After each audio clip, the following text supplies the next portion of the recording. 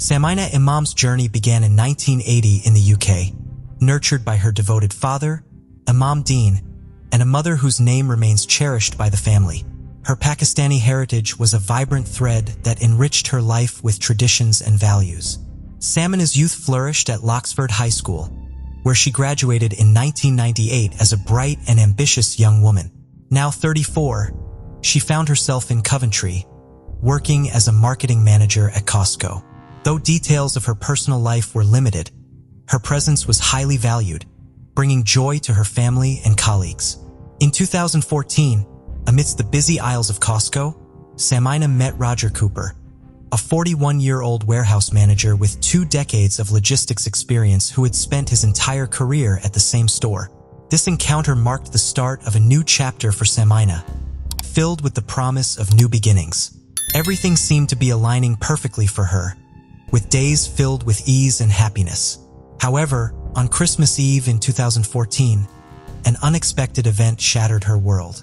As Samina eagerly anticipated her date with Roger that Christmas Eve, she had also arranged to visit her family, particularly to spend time with her ailing mother after the holiday celebrations.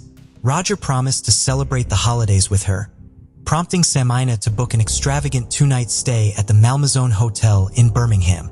With £500 paid, she meticulously organized for meals to be served in their room, setting the scene for what was meant to be a romantic Christmas celebration. As the clock struck 4 p.m. on Christmas Eve, Samina wrapped up her shift at the store. Little did she know that the journey ahead would deviate from the plans she had envisioned. After a brief stop at a liquor store to get a bottle of champagne, she began on her fateful drive toward the Malmaison Hotel. On her way there, she had a final conversation with her sister, during which she inquired about their mother's health.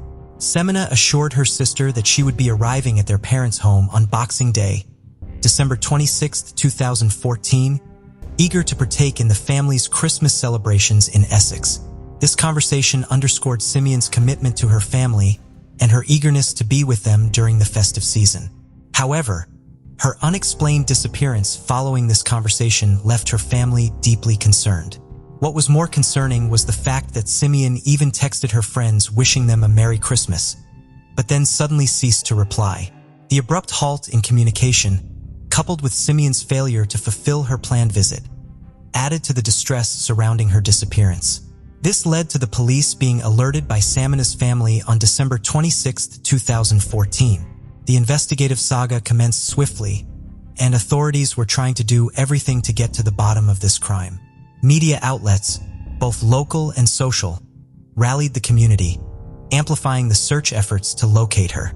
Before we dive in, don't forget to subscribe to our new channel, where we uncover captivating and chilling cold cases that will keep you on the edge of your seat.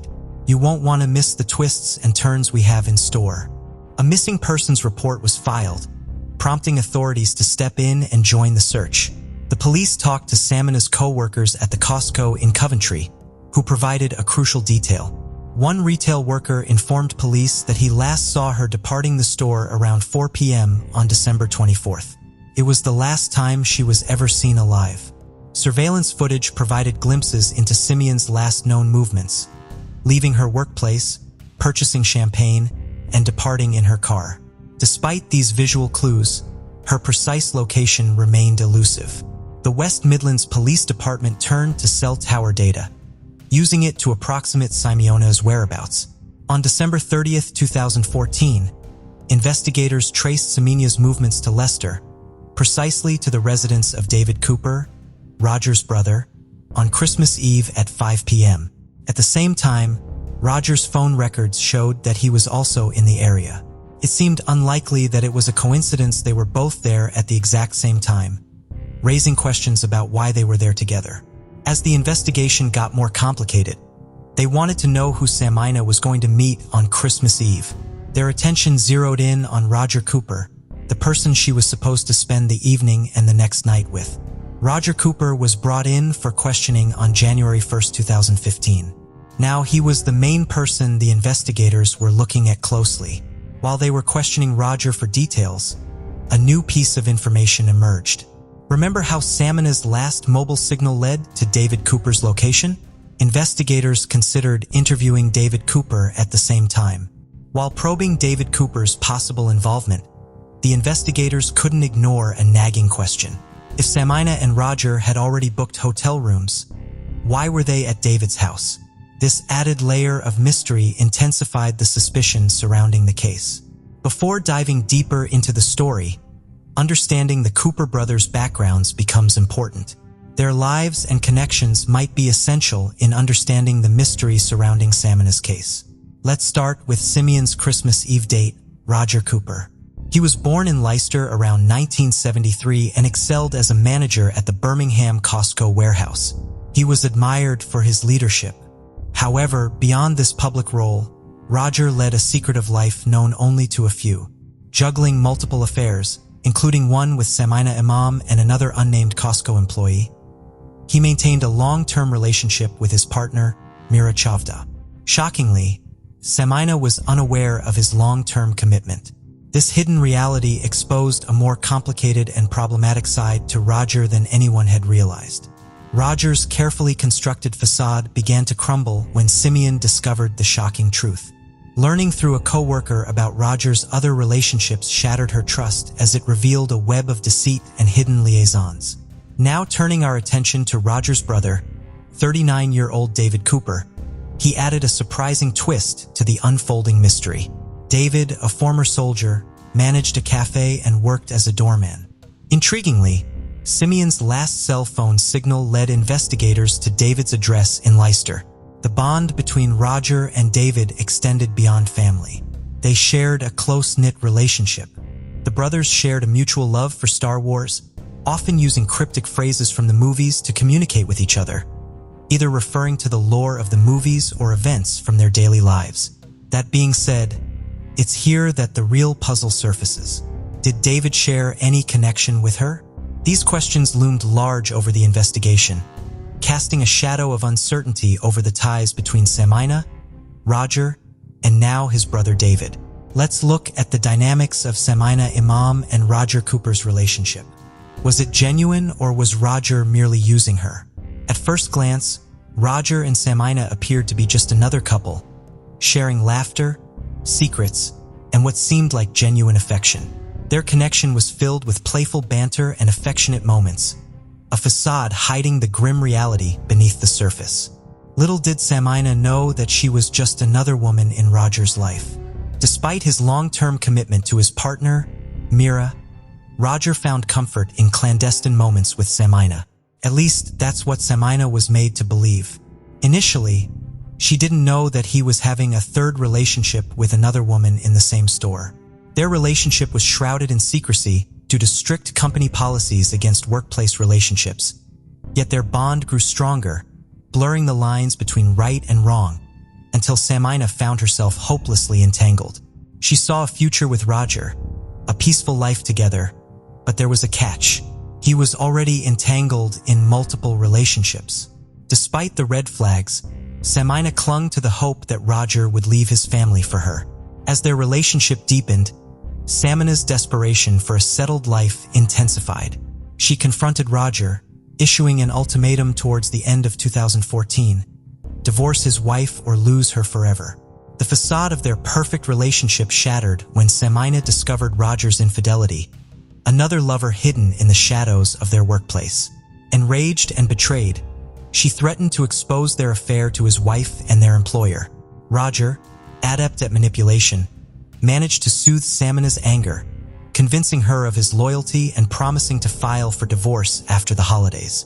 He also said they'd go away on Christmas Eve for 2 nights. It was at the very beginning of this ill-fated trip that Samina disappeared. Now diving into the investigation, the police had their sights set firmly on Roger Cooper and were also wondering about the involvement of his brother David.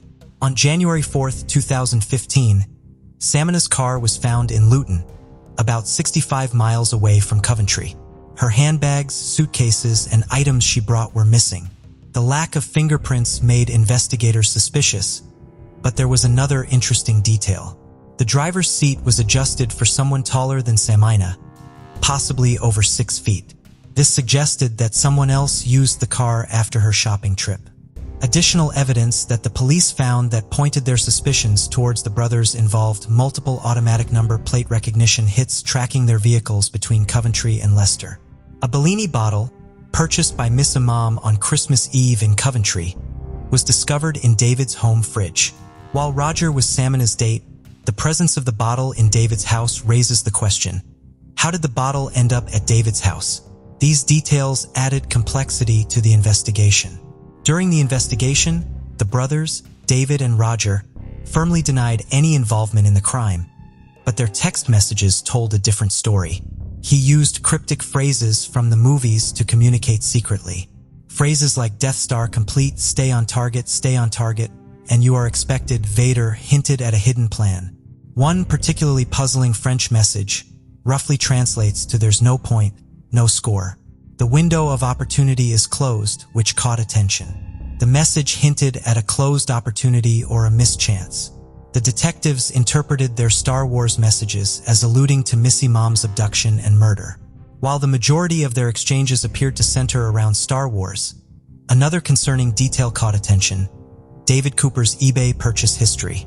He had recently purchased chloroform, a substance well known for use to knock people out, but which also can be lethal in larger doses.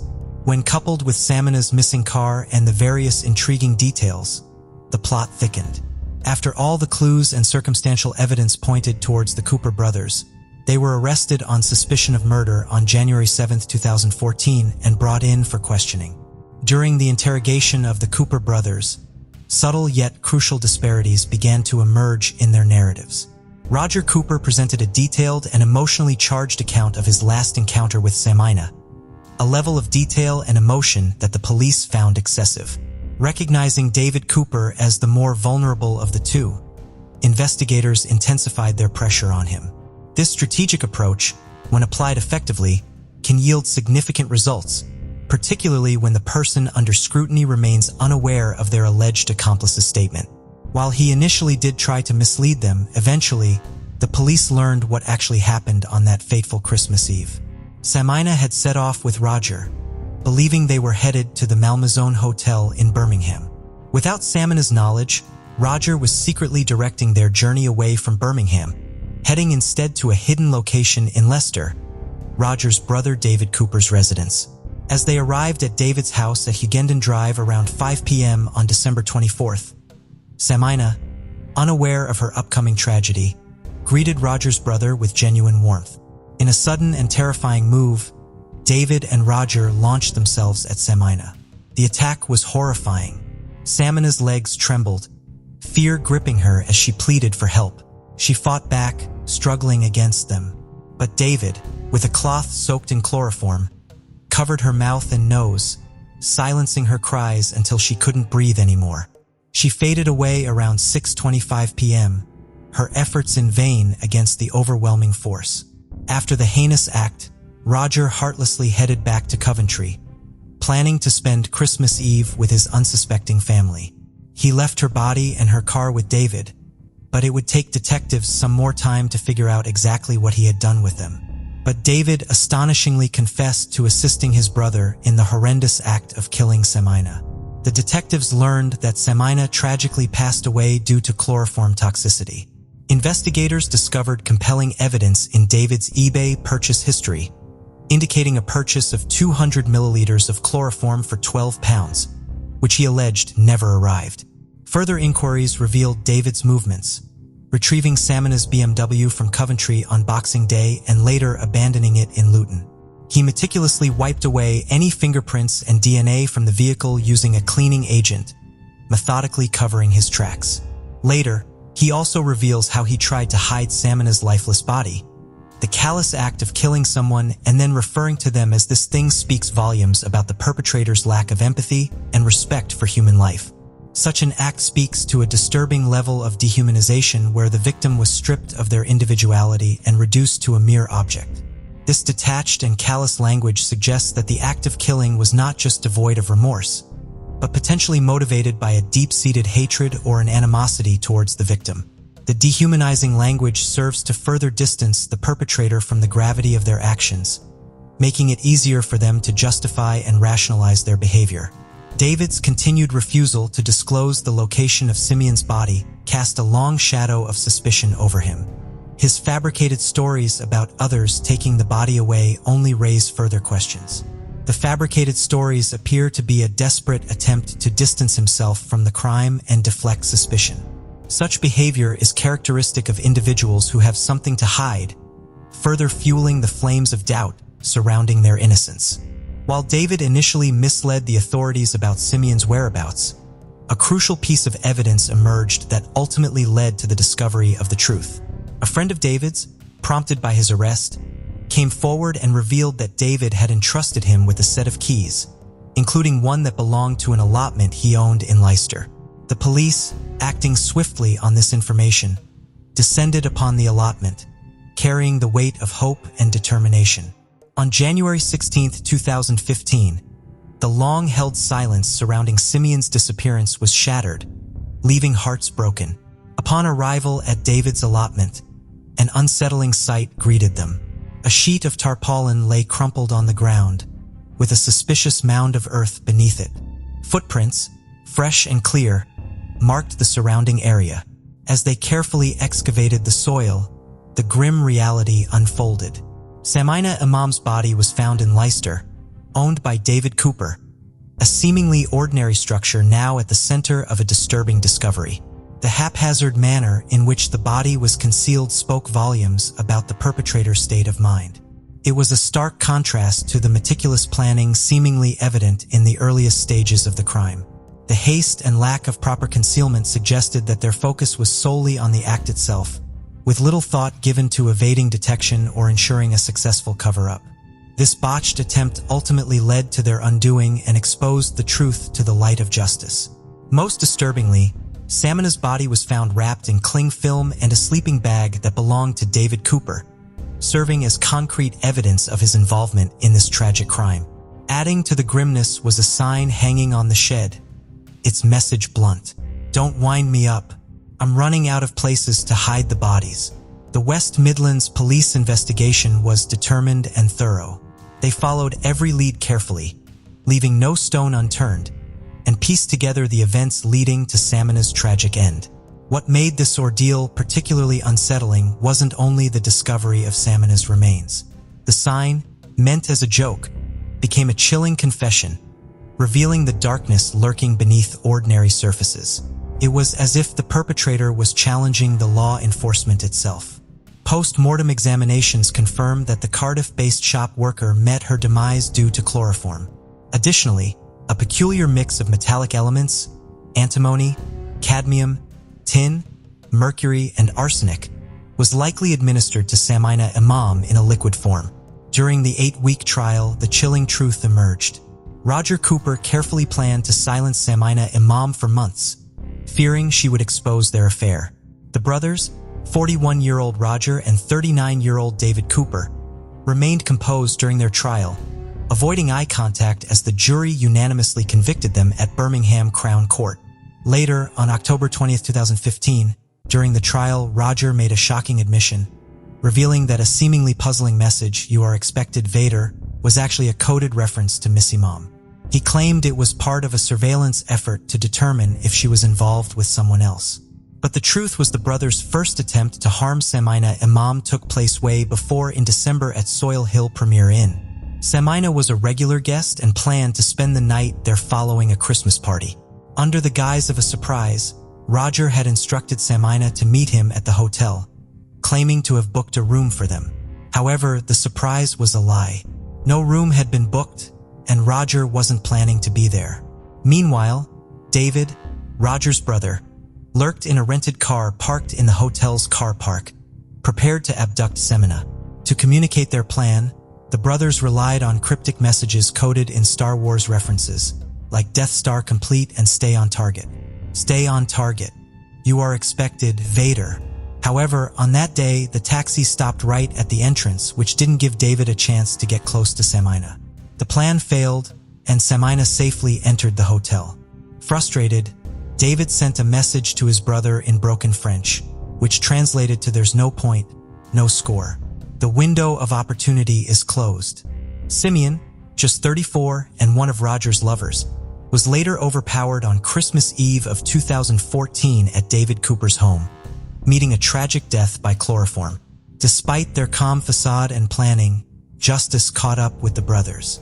Arrested under suspicion a week before Samina's body was discovered, they couldn't escape the truth uncovered by post-mortem tests. Their arrest and subsequent conviction by Judge Thomas on October 21, 2015 led to a life sentence for each, with a minimum of 30 years of prison time. While sentencing the Cooper brothers, the killers, for life, Judge Thomas told the siblings, "The use of poison in a case such as this demonstrates a cold-blooded intention to kill, regardless of the consequences. You work together hand in glove in planning and carrying out the murder of a joyful and bubbly young woman, brutally betrayed by a man she loved and his brother." DCI Caroline Marsh, senior investigating officer, shared her views on this case outside court. She said, "I would say this is the most callous offense I've ever investigated. Most murders that occur are spontaneous events driven by anger or jealousy. Whereas in this case, what we uncovered was weeks of planning to kill Samina and a really unusual cause of death. We rarely see chloroform homicides. It's a mystery to the investigation why David Cooper would do something like this for his brother. An extreme act to kill a woman that he hardly knew. Their cryptic messages and meticulous planning failed in the face of justice, ensuring they'll spend all of their remaining Christmases behind bars, serving their deserved punishment. The anguish of losing Samina in such cruel circumstances was overwhelming for the family." The statement released by Samina's younger brother, Imran Imam, reflected the profound impact of her loss. He mourned not only the loss of his sister, but also the absence of her guidance and support during challenging times. Imran expressed the torment of contemplating Samina's final moments and the pain of not being able to seek her counsel anymore. The reminders of her absence were constant, with everyday triggers evoking memories that intensified their grief. This made it even more challenging to come to terms with their loss. The family's sentiments echoed a collective sense of shock, sorrow, and fear as they grappled with the reality of Samina's untimely and tragic demise, leaving an irreparable void in their lives. As we close this chapter on the tragedy of Samina Imam, it's impossible not to be shaken by the sheer senselessness of it all. Roger had countless opportunities to avoid this irreversible path. He could have chosen honesty, transparency, or even simply ending the relationship. Instead, he and his brother embarked on a calculated, cruel course of action that resulted in the loss of a vibrant life. This case stands as a stark example of the devastating consequences that can unfold when we prioritize personal desires over basic human decency. Let it serve as a cautionary tale, urging us to choose compassion and integrity over expediency and self-interest. May Simeon's memory inspire us to uphold the values of honesty, respect, and accountability, ensuring that such a tragedy never befalls another innocent soul. Willie James Howard, born on July 13, 1928, in Suwannee County, Florida, was the cherished only son of James and Lula Howard. From a young age, he stood out as a bright, cheerful, and talented boy. By the time he was a sophomore in high school, his friends recognized him for his impressive singing abilities. Willie was the kind of happy, likable, and gifted kid that anyone would want as a friend, always dressed neatly and well-groomed. His politeness defined him. He treated everyone with respect, from his peers to the elders in the community. This kind demeanor won him many admirers, especially among the local girls. A retired teacher from La Francis Stevens, the African-American school Willie attended, described him as an exceptionally respectful and genuinely kind young man. She noted that if he saw someone approaching, he would graciously step aside. Although she never had the opportunity to teach him since her focus was on girls, she was always struck by his joyful spirit and musical talent. Willie lived with his parents, who both worked hard, yet it was challenging for them to afford nice clothes and shoes for him. This was particularly disheartening for them, as Willie loved to dress well and sometimes had to ask others for clothing. Despite their efforts, it was difficult to provide him with stylish outfits. For such a bright and beloved boy, his family lived a humble yet peaceful life. In 1943, at just 15 years old, Willie landed a seasonal job as a delivery boy at the Van Priest 5 and Dime store in downtown Live Oak during the Christmas holidays. This opportunity was significant for an African-American boy like Willie, as it was rare for stores at that time to hire black employees due to prevailing racist attitudes. The store also employed some Caucasian workers, and Willie broke stereotypes, standing out as he didn't fit the typical image of a poor African-American youth from his neighborhood or the Deep South during that era. Now, at one point, when Willie was working at the store, he became really infatuated with a 17-year-old white girl who worked there by the name of Cynthia Goff.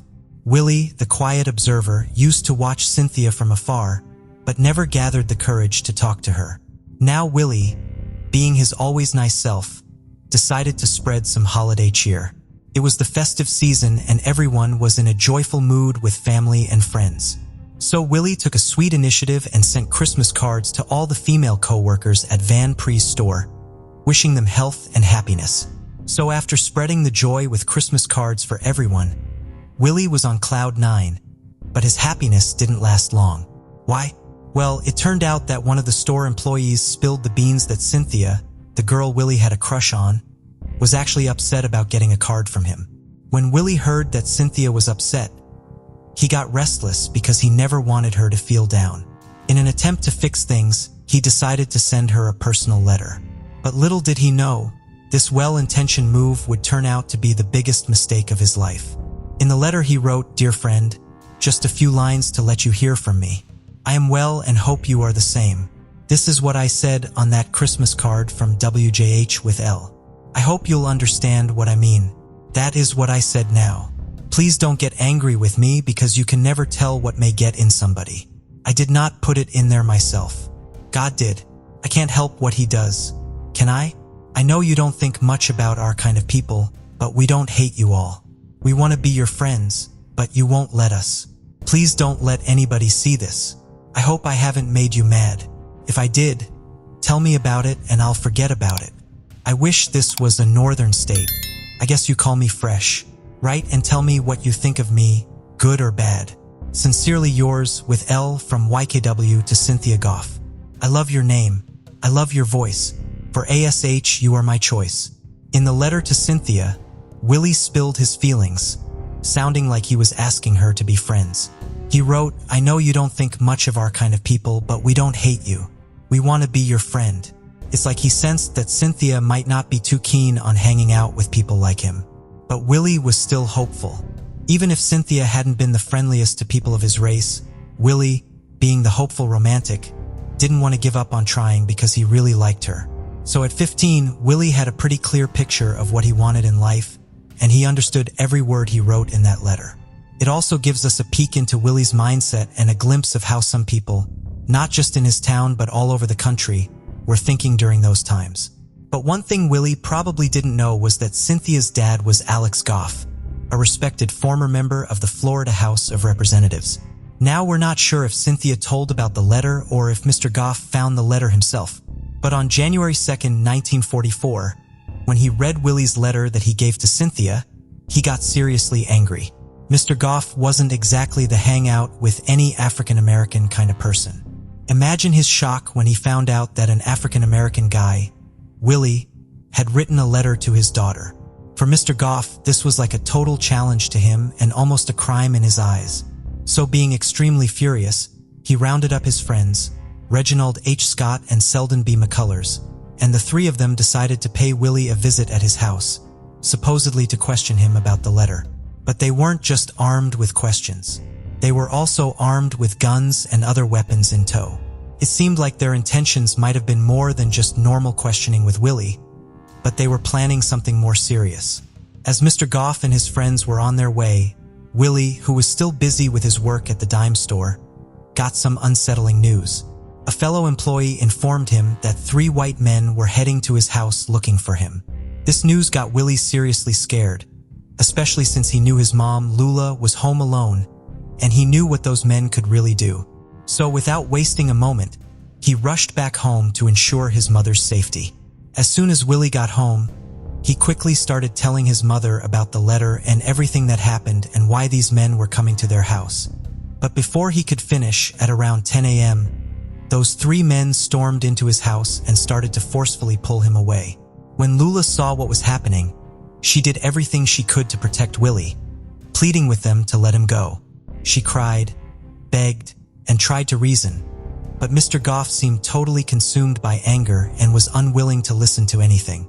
That's when things took a terrifying turn when Mr. Goff pulled out a pistol and aimed it at Lula's head. He demanded that she hand over Willie to them. Being terrified and caught in an impossible situation, Lula reluctantly let the men take Willie away. As the cars drove off with her son, Lula ran after them, crying and screaming for them to let him go. But they didn't stop. Now, after seeing no other way desperately, she rushed to the lumber yard where her husband James worked in hopes to share the dreadful news of Willie's abduction. However, fate had different plans. Before she could even reach there, Mr. Goff and his 2 companions showed up with guns in hand and ordered James to get into the car with them. Now, by the time Lula reached the lumberyard, it was too late. Those men had already taken her son and husband. But there she met the lumberyard owner's wife, who spilled the details about everything that went down and how those 3 men took James with them. From there, the car drove out of town towards the Suwannee River, reaching a bluff in Sulphur Springs. Once they reached the high bank of the river, Mr. Goff had Willie and his father step out of the car. That's when he explained to James about everything Willie was accused of doing. James, even after knowing that his son was innocent and didn't do anything wrong, he felt utterly helpless in that heartbreaking moment. The 3 men tied up Willie's hands and feet, and he just stood there watching helplessly. Then Mr. Goff took on the roles of both judge and jury and asked Willie James if he grasped the so-called penalty for his crime, which, mind you, was just sending a letter to his daughter Cynthia. According to Mr. Goff, Willie committed a crime and he wanted to make an example out of him so that no one else would even think of doing the same in the future. Being terrified, Willie tearfully replied, "Yes, sir," as he faced this bizarre trial, weeping all the while. Mr. Goff turned to James and asked if he had any words for his son. Powerless to change the course of his son's fate, James just shared some comforting words in what he realized were Willie's last moments. "Willie, I cannot do anything for you now. I'm glad I have belonged to the church and prayed for you." Both father and son had tears streaming down their faces. In a poignant final request, Willie asked his father to take his wallet, in a small yet significant exchange in the midst of this heart-wrenching ordeal. Then, without wasting a moment, Mr. Goff took out a gun and aimed it at Willie's head. He gave him a chilling ultimatum: either jump into the water or face what was in the gun. Remember, Willie's hands and feet were still bound. He was gagged and forced into an impossible decision where he had no other choice but to jump into the water and subjected himself to a horrific drowning death. Meanwhile, James, who was helpless, watched his son from a distance, ending his own life and meeting such a tragic end in front of his eyes. Even after doing this, the men seemed like they weren't satisfied. They took James back in the car and left him at the lumberyard, making sure he couldn't try to save his drowning son. Now, when James finished his work shift and returned home with a heavy heart, he had to deliver the devastating news to his wife, Lula. James sadly informed her that Willie wouldn't be coming home again, even though Lula was somewhat prepared for the news since she knew what the man had intended. But hearing it from James, she couldn't hold back her tears. It was a heartbreaking moment for the family.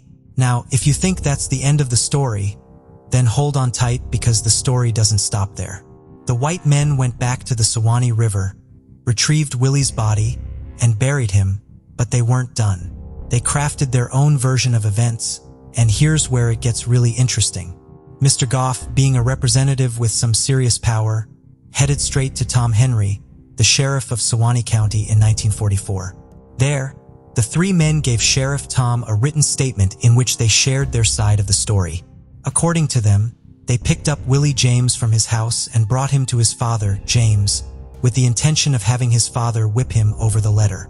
Further, they claimed that upon reaching the river, Willie actually resisted his father's attempt to discipline him. According to them, in his struggle to break free, Willie accidentally fell into the river and drowned himself.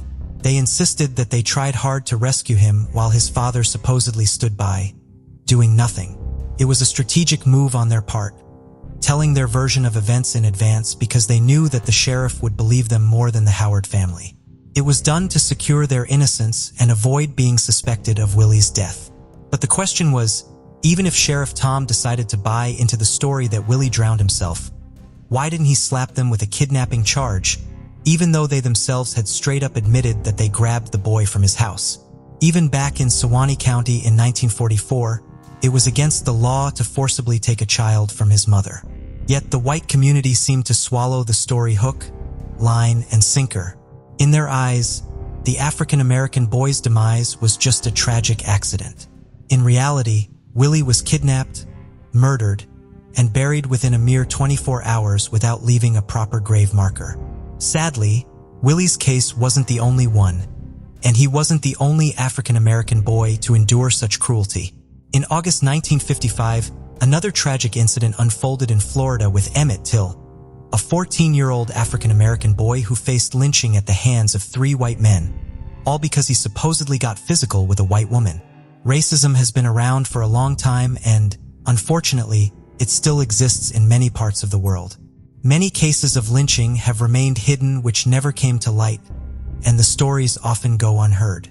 Willie's case would have also been one of those cases, and no one would have ever known until one day, fate took a turn. Elbert C. Robinson, an African-American attorney from Live Oak, then in 1944 living in Washington, D.C., came home for the holidays.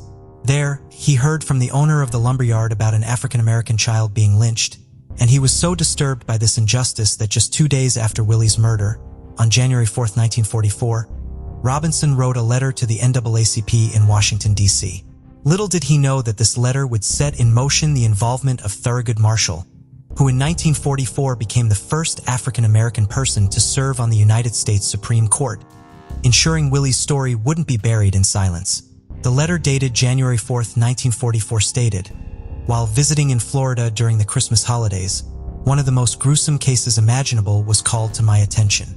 The people who relayed the facts in this case to me asked that I withhold their names, but implored me to get the facts in this case through to the NAACP as soon as possible. It appears that the conditions there are so tense that the colored people, high and low, are so frightened that they are afraid to have their names identified with cases of this type." After reading that impactful letter, Attorney Robinson not only shared the names of those he'd spoken to, Willie's father, James Howard, the African-American undertaker, Ansel Brown, Reverend R.M. Lane of Live Oak, and Mr. McPherson, the principal of Willie's school, but he also made a request to not publicize these names. Attorney Robinson's intervention actually sparked action into Willie's case. The NAACP sent letters to Florida Governor Holland, urging an investigation into Willie's killing. This move marked the first step toward justice for Willie. The governor also appointed Special Investigator David Lanier from Florida Law Enforcement Agency and instructed him to provide a discreet report on the matter. The wheels of justice started turning, albeit quietly. Investigator Lanier wasted no time and went straight to the heart of the matter, interviewing those involved in Willie's case. His interviews included Sheriff Tom, the 3 men implicated in Willie's death, James, and Luna Howard. However, Luna, in her account to the special investigator, painted a vivid picture.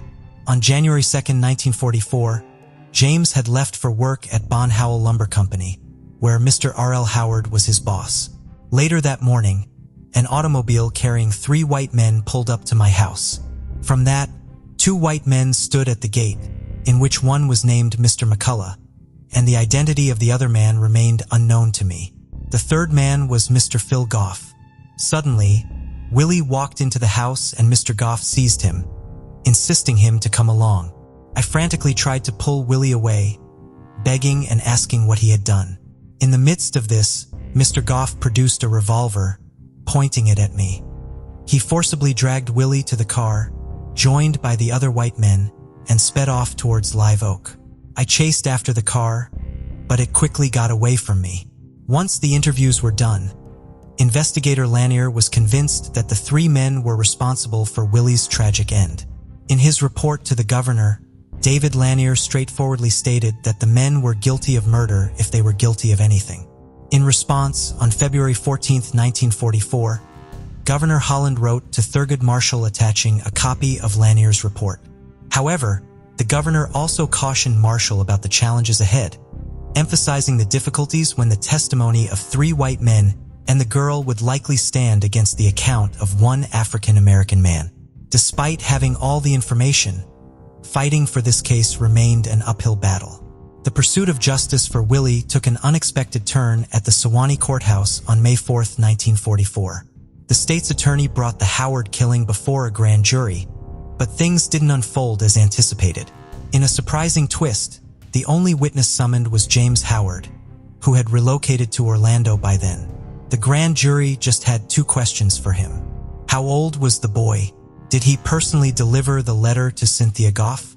Strangely, there were no inquiries about what transpired at the river.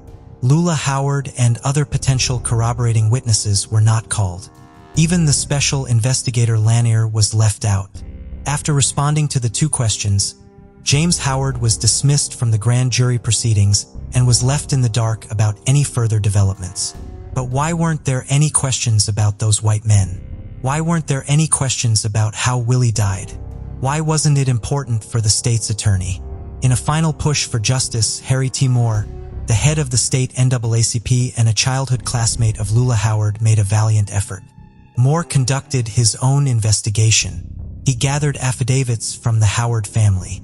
He organized an NAACP chapter in Live Oak using the Howard lynching as his rallying cry. Hailing from the same settlement outside Live Oak called Houston, Moore felt a personal connection to Willie's case. He teamed up with Marshall, and they both aimed to involve the federal authorities. But despite the compelling arguments presented by Marshall and Moore, the state chose to remain silent, which only added another chapter to the sadly familiar narrative of justice eluding those who need it most. Following the lynching, Willie James' parents promptly relocated to Orlando, where James Howard passed away a few years later, and Lula Howard lived until 2004.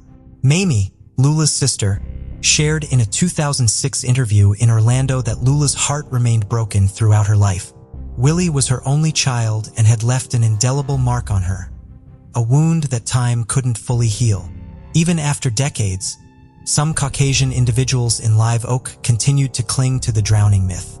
In an interview on October 19, 2006, Susan K. Lamb, the editor of the Sewanee Democrat, the town's newspaper, adamantly stated, "It was not a lynching, it was a drowning." According to her, the boy was supposedly running away and met his demise in the river. When questioned about the practicality of running with bound hands and feet, her response was simply, "Isn't that interesting?" Willie James Howard was laid to rest in Live Oak's Eastside Cemetery, resting in anonymity for over 60 years with no marker on his grave. It was finally in 2005 when Douglas Udall, a Sewanee County commissioner and mortician, took the initiative.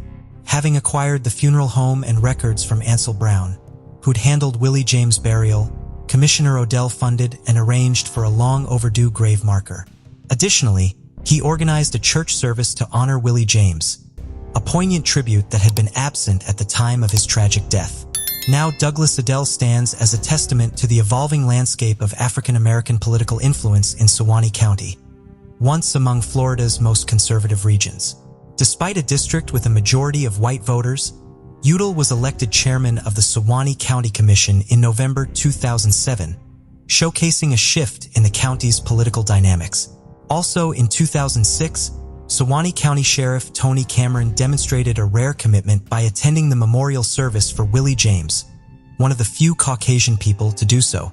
His presence spoke volumes, saying, "I thought I should be there." Sheriff Cameron's assistance extended to aiding Douglas Udall's research efforts. He reached out to Cynthia Goff's best friend from his office, revealing that Cynthia, although no longer residing in Live Oak, occasionally visits there. The friend shared that Cynthia was deeply distressed by Willie James' tragic fate, expressing, "She did not intend for that to happen. I think it stayed with her all of her life." Cynthia never married and spent her life working in downtown stores, including the Van Priest dime store. This incident had a profound impact on everyone involved and disrupted their lives permanently. During that period, racism deeply influenced society and created a stark division between African American and Caucasian people. Caucasians were often considered superior, while African Americans faced unjust perceptions of inferiority. Over time, society has evolved, and today, people from all backgrounds are treated with equal respect and offered opportunities regardless of their race. Presently, individuals of all races, including white people, embrace diversity and easily interact with one another. Yet some lingering perceptions suggest that Willie may have believed he could navigate a racially biased world, relying on charm, style, singing talent, and an unconventional job choice. The complexities of his motivations during those times continue to fuel discussions. It's hard to definitively say why Willie wrote the letter to Cynthia. Some might argue he wrote it out of pride in himself, believing he could break social barriers. On the other hand, it's also possible that Willie genuinely had feelings for Cynthia, hoping to build a connection despite the racial challenges of the time. The complexities of human emotions make it challenging to pinpoint a single motivation behind Willie's actions. The situation raised many questions about the role of fear, power dynamics, and societal pressures during those challenging times. The truth remains buried in traditional thinking, lingering racism, and the feeling of a justice that was never fully realized. So we leave you with this: what are your thoughts on whether James truly chose not to save Willie, or if external factors hindered his ability to intervene? Additionally, considering the gravity of the situation, what punishment, in your opinion, would be fitting for the three men involved in taking Willie's life? John Jack Cummings was a student at the University of Wisconsin in 1942 when he enlisted in the Army. On January 23, 1945, his parents, Helen and Leo, received a telegram at their home in Juneau, Wisconsin, informing them that their son was missing in action. Initial military records indicated that Jack went missing on January 4, 1945, but this date was slightly inaccurate. On the night of December 31, 1944, the German Army launched Operation Nordwind, their final large-scale offensive on the Western Front against the U.S. 7th Army, which was stretched thin along a 68-mile front. At that time, Jack was serving with Company A, 270th Infantry Regiment, 70th Infantry Division, which had arrived at the Rhine River just 2 days prior to reinforce the Alsace area. The men of Company A were positioned along the French side of the river in foxholes, instructed to remain vigilant for German soldiers across the water. They were also ordered to remove any unit patches or identifying insignia from their uniforms to prevent the Germans from gathering intelligence about troop movements if any were captured. Unfortunately, this directive would later complicate the identification of soldiers' remains. On December 31st, 22-year-old Jack was stationed in a foxhole approximately 10 yards back from the riverbank near the French village of Newhousel, armed with a Browning automatic rifle. Two of his fellow soldiers saw him there early that night as darkness began to fall, and he reported that he was doing well. Sometime later, however, they heard machine gun fire and rushed back to Jack's position. When they arrived, instead of finding Jack, they found his helmet with a bullet hole in it and a bloody piece of skull. Jack's weapon and equipment were also gone. There were drag marks in the ground down to the river. The Army officially confirmed that Jack was dead in November of 1945. A report from the Army stated, "It can be presumed that Cummings was killed by the enemy and his body thrown into the Rhine River. Further search for the remains of this soldier would be futile." Jack's family was not so easily convinced that finding Jack's remains and having them returned home for burial was a lost cause. They received limited information from the Army as years passed, but tried to be active in the search for Jack's body. In 1947, Jack's mother Helen wrote to the Army about offering a reward in Germany for information that would lead them to Jack's remains. She was willing to pay for such a reward, but was asking for the Army's help in spreading information about the reward within Germany. The Army told Helen that they could not help her. Both Helen and her husband, Leo, would die without seeing their son's remains returned home. Leo passed away in 1963, and Helen passed away in 1972. Jack's younger sister, Mary Ellen, eventually married, and she and her husband had 12 children. According to one of those children, Jack's nephew, Mark Hartzheim, his grandparents rarely discussed his Uncle Jack. They just never talked about this much. That was typical, I think, of people from that generation. They compartmentalized things and internalized them and didn't dwell on them, but I'm sure it haunted them and troubled them the rest of their lives, he told the Washington Post in 2018. It would be Mark who set in motion the events that ultimately led to Jack's remains being identified and returned to the United States. He began doing research on his uncle, and in 2014, he signed up to attend a government-sponsored meeting for family members of missing in action soldiers. Once he did so, a government historian named Ian Spurgeon was assigned to revisit Jack's case. When he began his work on Jack's case, Ian found that Jack's files had not been accessed for decades. He began using these files, the National Archives, and a Defense Palmia Accounting Agency database of locations where the remains of unidentified World War II servicemen had been recovered. Ian focused on the area where Jack had gone missing and presumably been killed, and came across an account of a soldier working for the American Graves Registration Command in a grave he had discovered in Ifsheim, Germany, right across the Rhine River from Jack's last post. In 1946, the mayor of Ifsheim told this soldier that another American soldier was buried in the area.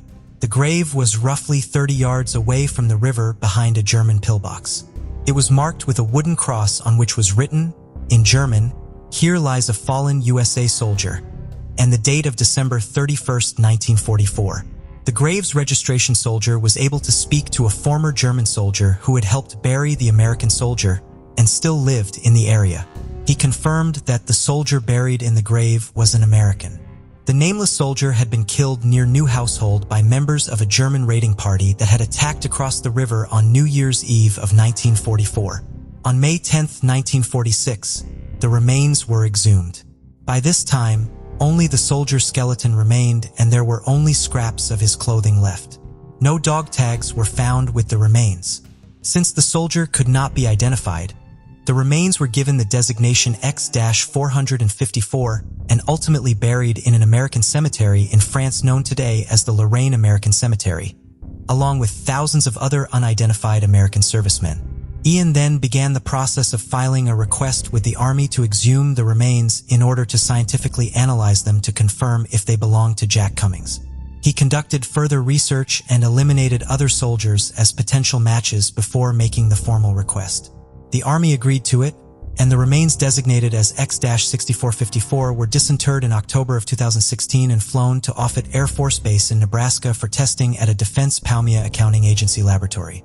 The bones were examined by anthropologists, and Jack's relatives provided samples of their DNA for comparison. On July 23, 2018, Mark Hartzheim was driving his 7-year-old son to the movies when he received a phone call informing him that the remains had been confirmed to be those of his uncle, Jack Cummings. On October 13, 2018, Jack was buried with honors in Hazelhurst, Wisconsin, next to his parents. His sister, Mary Ellen, who was just 17 years old when her brother was killed, was still alive at age 91 to see her brother finally return home. Lawrence Everett Dixon was born in 1920 and was a native of South Carolina. He loved music and taught himself how to play the guitar. He had a warm and friendly personality, according to those who knew him. Lawrence eventually moved north to New York City and studied chemistry for 2 years at the City College of New York. While still in New York, he married his wife, Phyllis, in November of 1941. The following July, the couple welcomed their daughter Marla. When World War II broke out, Lawrence joined the Army Air Forces and became one of 900 African-American pilots who trained at the segregated Tuskegee Army Airfield in Alabama. He graduated from flight training on March 25, 1943, in Class 43C. That December, he became one of 400 Tuskegee airmen who flew overseas during the war when he deployed to Italy with the 100th Fighter Squadron. In the following year, he flew over 60 missions and was awarded the Distinguished Flying Cross. Captain Dixon would have been eligible to temporarily return home on leave after flying 70 missions. At the time, weight pilots received their leave after flying 50 missions. On December 23, 1944, 24-year-old Captain Dixon took off for his 68th mission in his P-51D Mustang at Ramiatelli Air Base in southern Italy. He was flying to Nazi-occupied Prague, leading a 3-plane escort of an unarmed photo reconnaissance plane.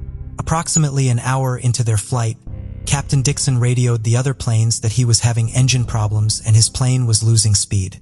His two wingmen remained behind with him while the reconnaissance plane sped on. They stayed with Captain Dixon's plane as he turned around trying to head back to base. Captain Dixon then began losing altitude and started to look for somewhere to land his plane or bail out of it. Ultimately, he had to jettison the canopy of his cockpit and bail out of the aircraft. According to Second Lieutenant Robert L. Martin, he had to swerve his own plane to avoid being hit by the now unpiloted plane, and when he was able to look back out of his window, he could not see Captain Dixon's parachute or any other indication of where he had landed. At the time, he believed they were in a mountainous area near the town of Darvigio in northeastern Italy. Lieutenant Martin and the other wingmen circled the area looking for any signs of where Captain Dixon was, but heavy snow on the ground hampered their efforts, and they saw nothing. They began returning to base but turned around to look for the crash site one more time. They again saw nothing. They finally flew back to Ramitelli and reported the crash, but no further searches were launched at the time. Captain Dixon's wife, Phyllis, was notified that he was missing in action on January 8, 1945. She spent months writing to the War Department asking for updates about her husband. At first, she held out hope that he might still be alive but in need of help, writing, "I can't even sleep for thinking about him being sick somewhere and not having anyone to care for him properly."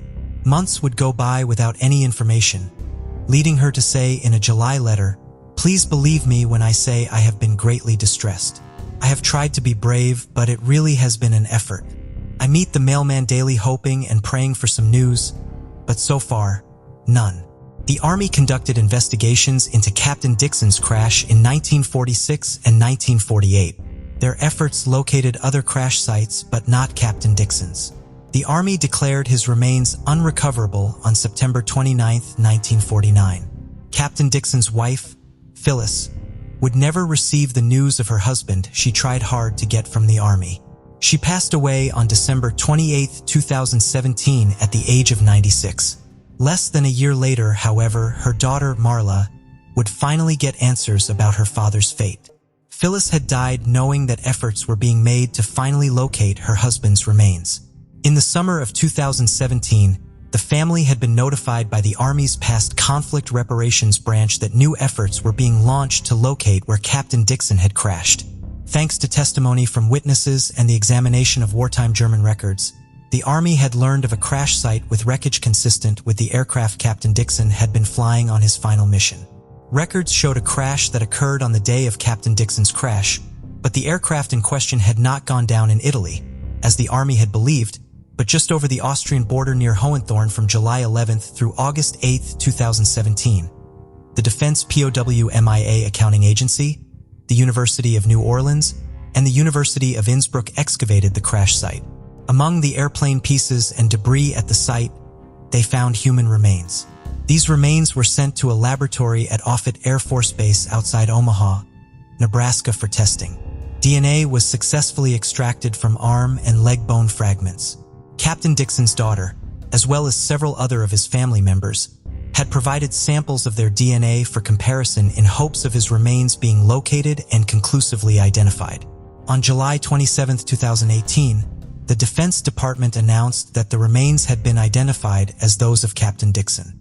At the end of World War II, 27 Tuskegee Airmen were missing in action. Captain Dixon was the first of them to be located since the end of the war.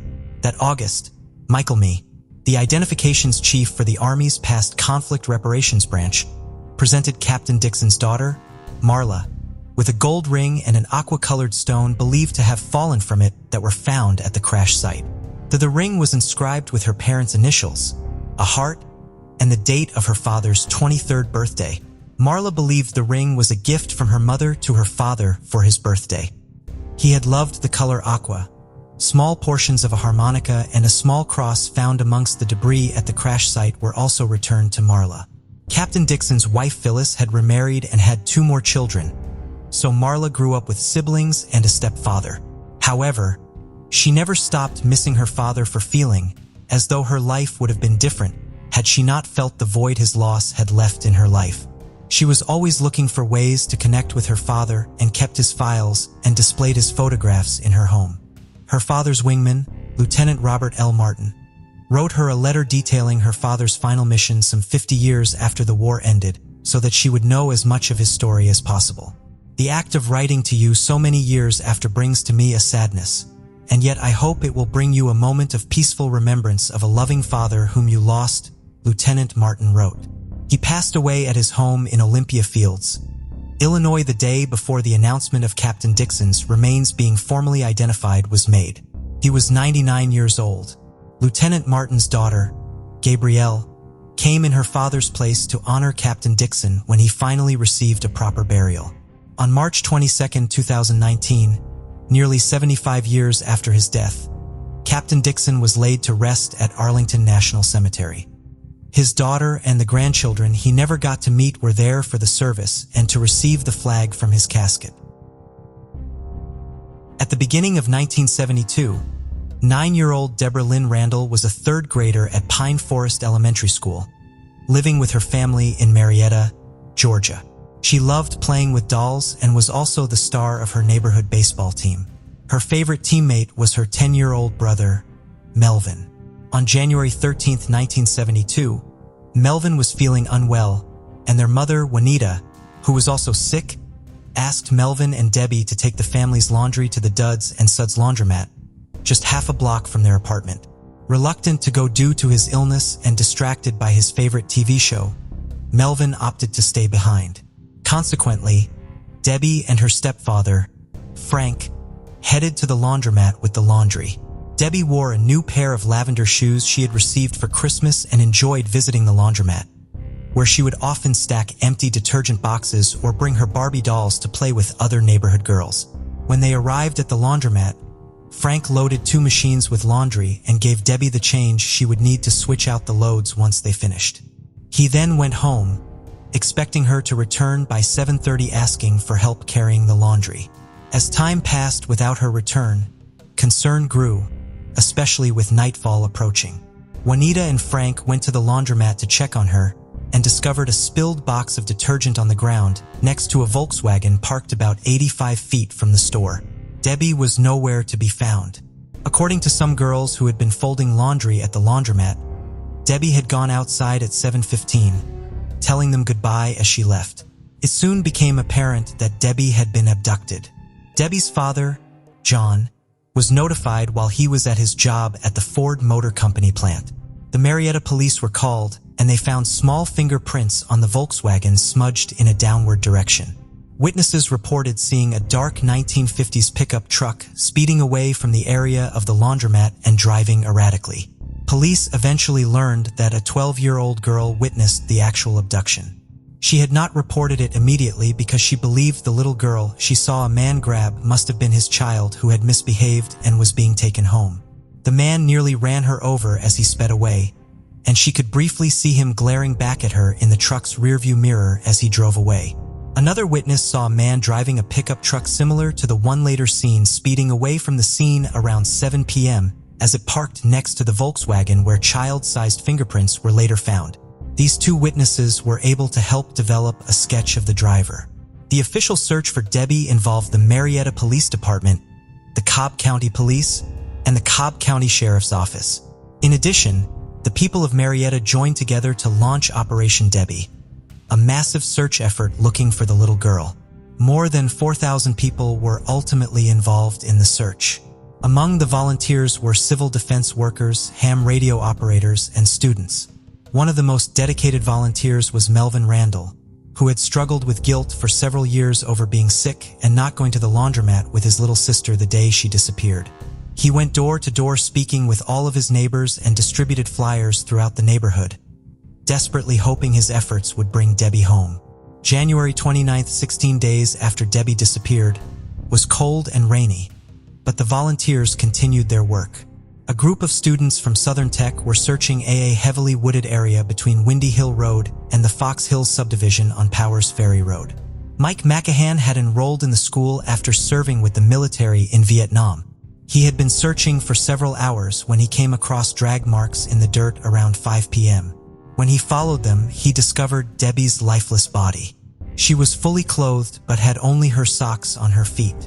Her prized lavender shoes were gone. Most of Marietta seemed to show up to honor Debbie's memory at her funeral.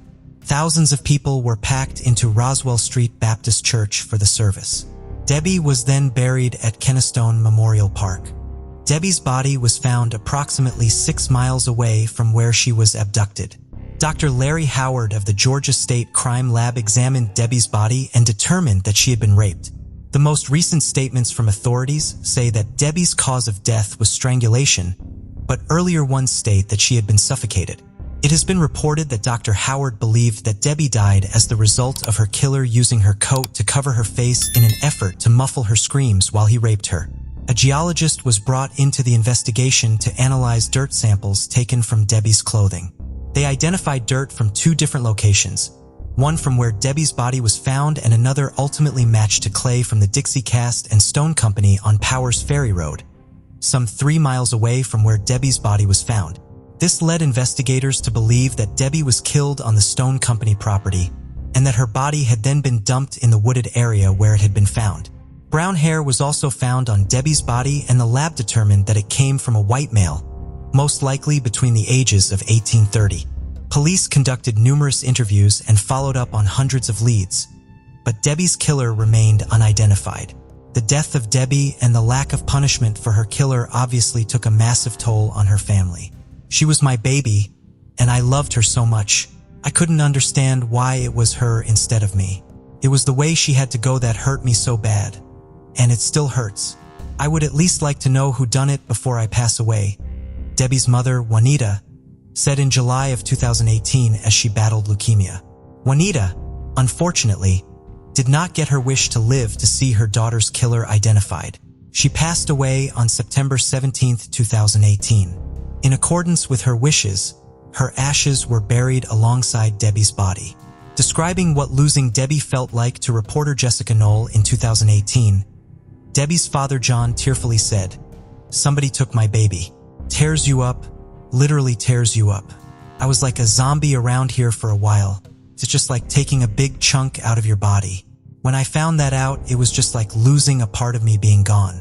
It was gone, and it ain't never come back, and never will it come back." John participated in the interview with Jessica Knoll because he still hoped to live to see Debbie's killer brought to justice. He believed there were people who had information on the case, and he did the interview in hopes of one of them seeing it and coming forward. He believed that if Debbie's killer was still alive and could be prosecuted, he should be executed following his conviction because he obviously was not sorry for what he had done, as evidenced by the fact that he had never come forward. Like his ex-wife, John died without ever seeing justice for his daughter. He passed away in January of 2022, just 3 days before the 50th anniversary of Debbie's murder. While he was not alive to see it, Debbie's case would finally be solved the very next year.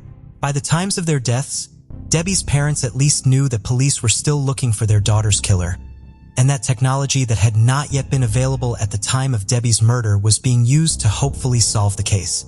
Luckily, the original investigators assigned to Debbie's case had preserved the evidence from the case very well.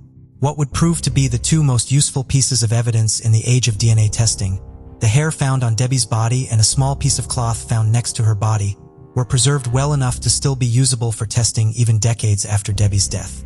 In 2001, the FBI conducted testing on the hair. They could not identify Debbie's killer, but the testing did narrow the suspect pool considerably. The case was handed over to the Cobb County Cold Case Unit in 2015. That same year, the evidence in the case was sent for more DNA testing. A partial male profile was developed, but a match to it could not be found in the combined DNA index system. Investigators with the Cold Case Unit developed several strong suspects, but each was ultimately excluded by DNA.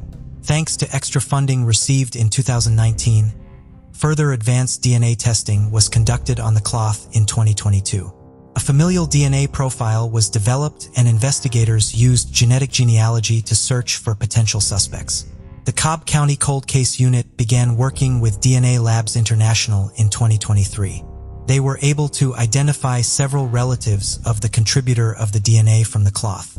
When authorities contacted these relatives, they agreed to provide samples of their DNA. Comparing their DNA with the DNA from the cloth helped give the authorities had his body exhumed so that samples could be taken for direct DNA testing. This testing confirmed his DNA was a match to that from the crime scene.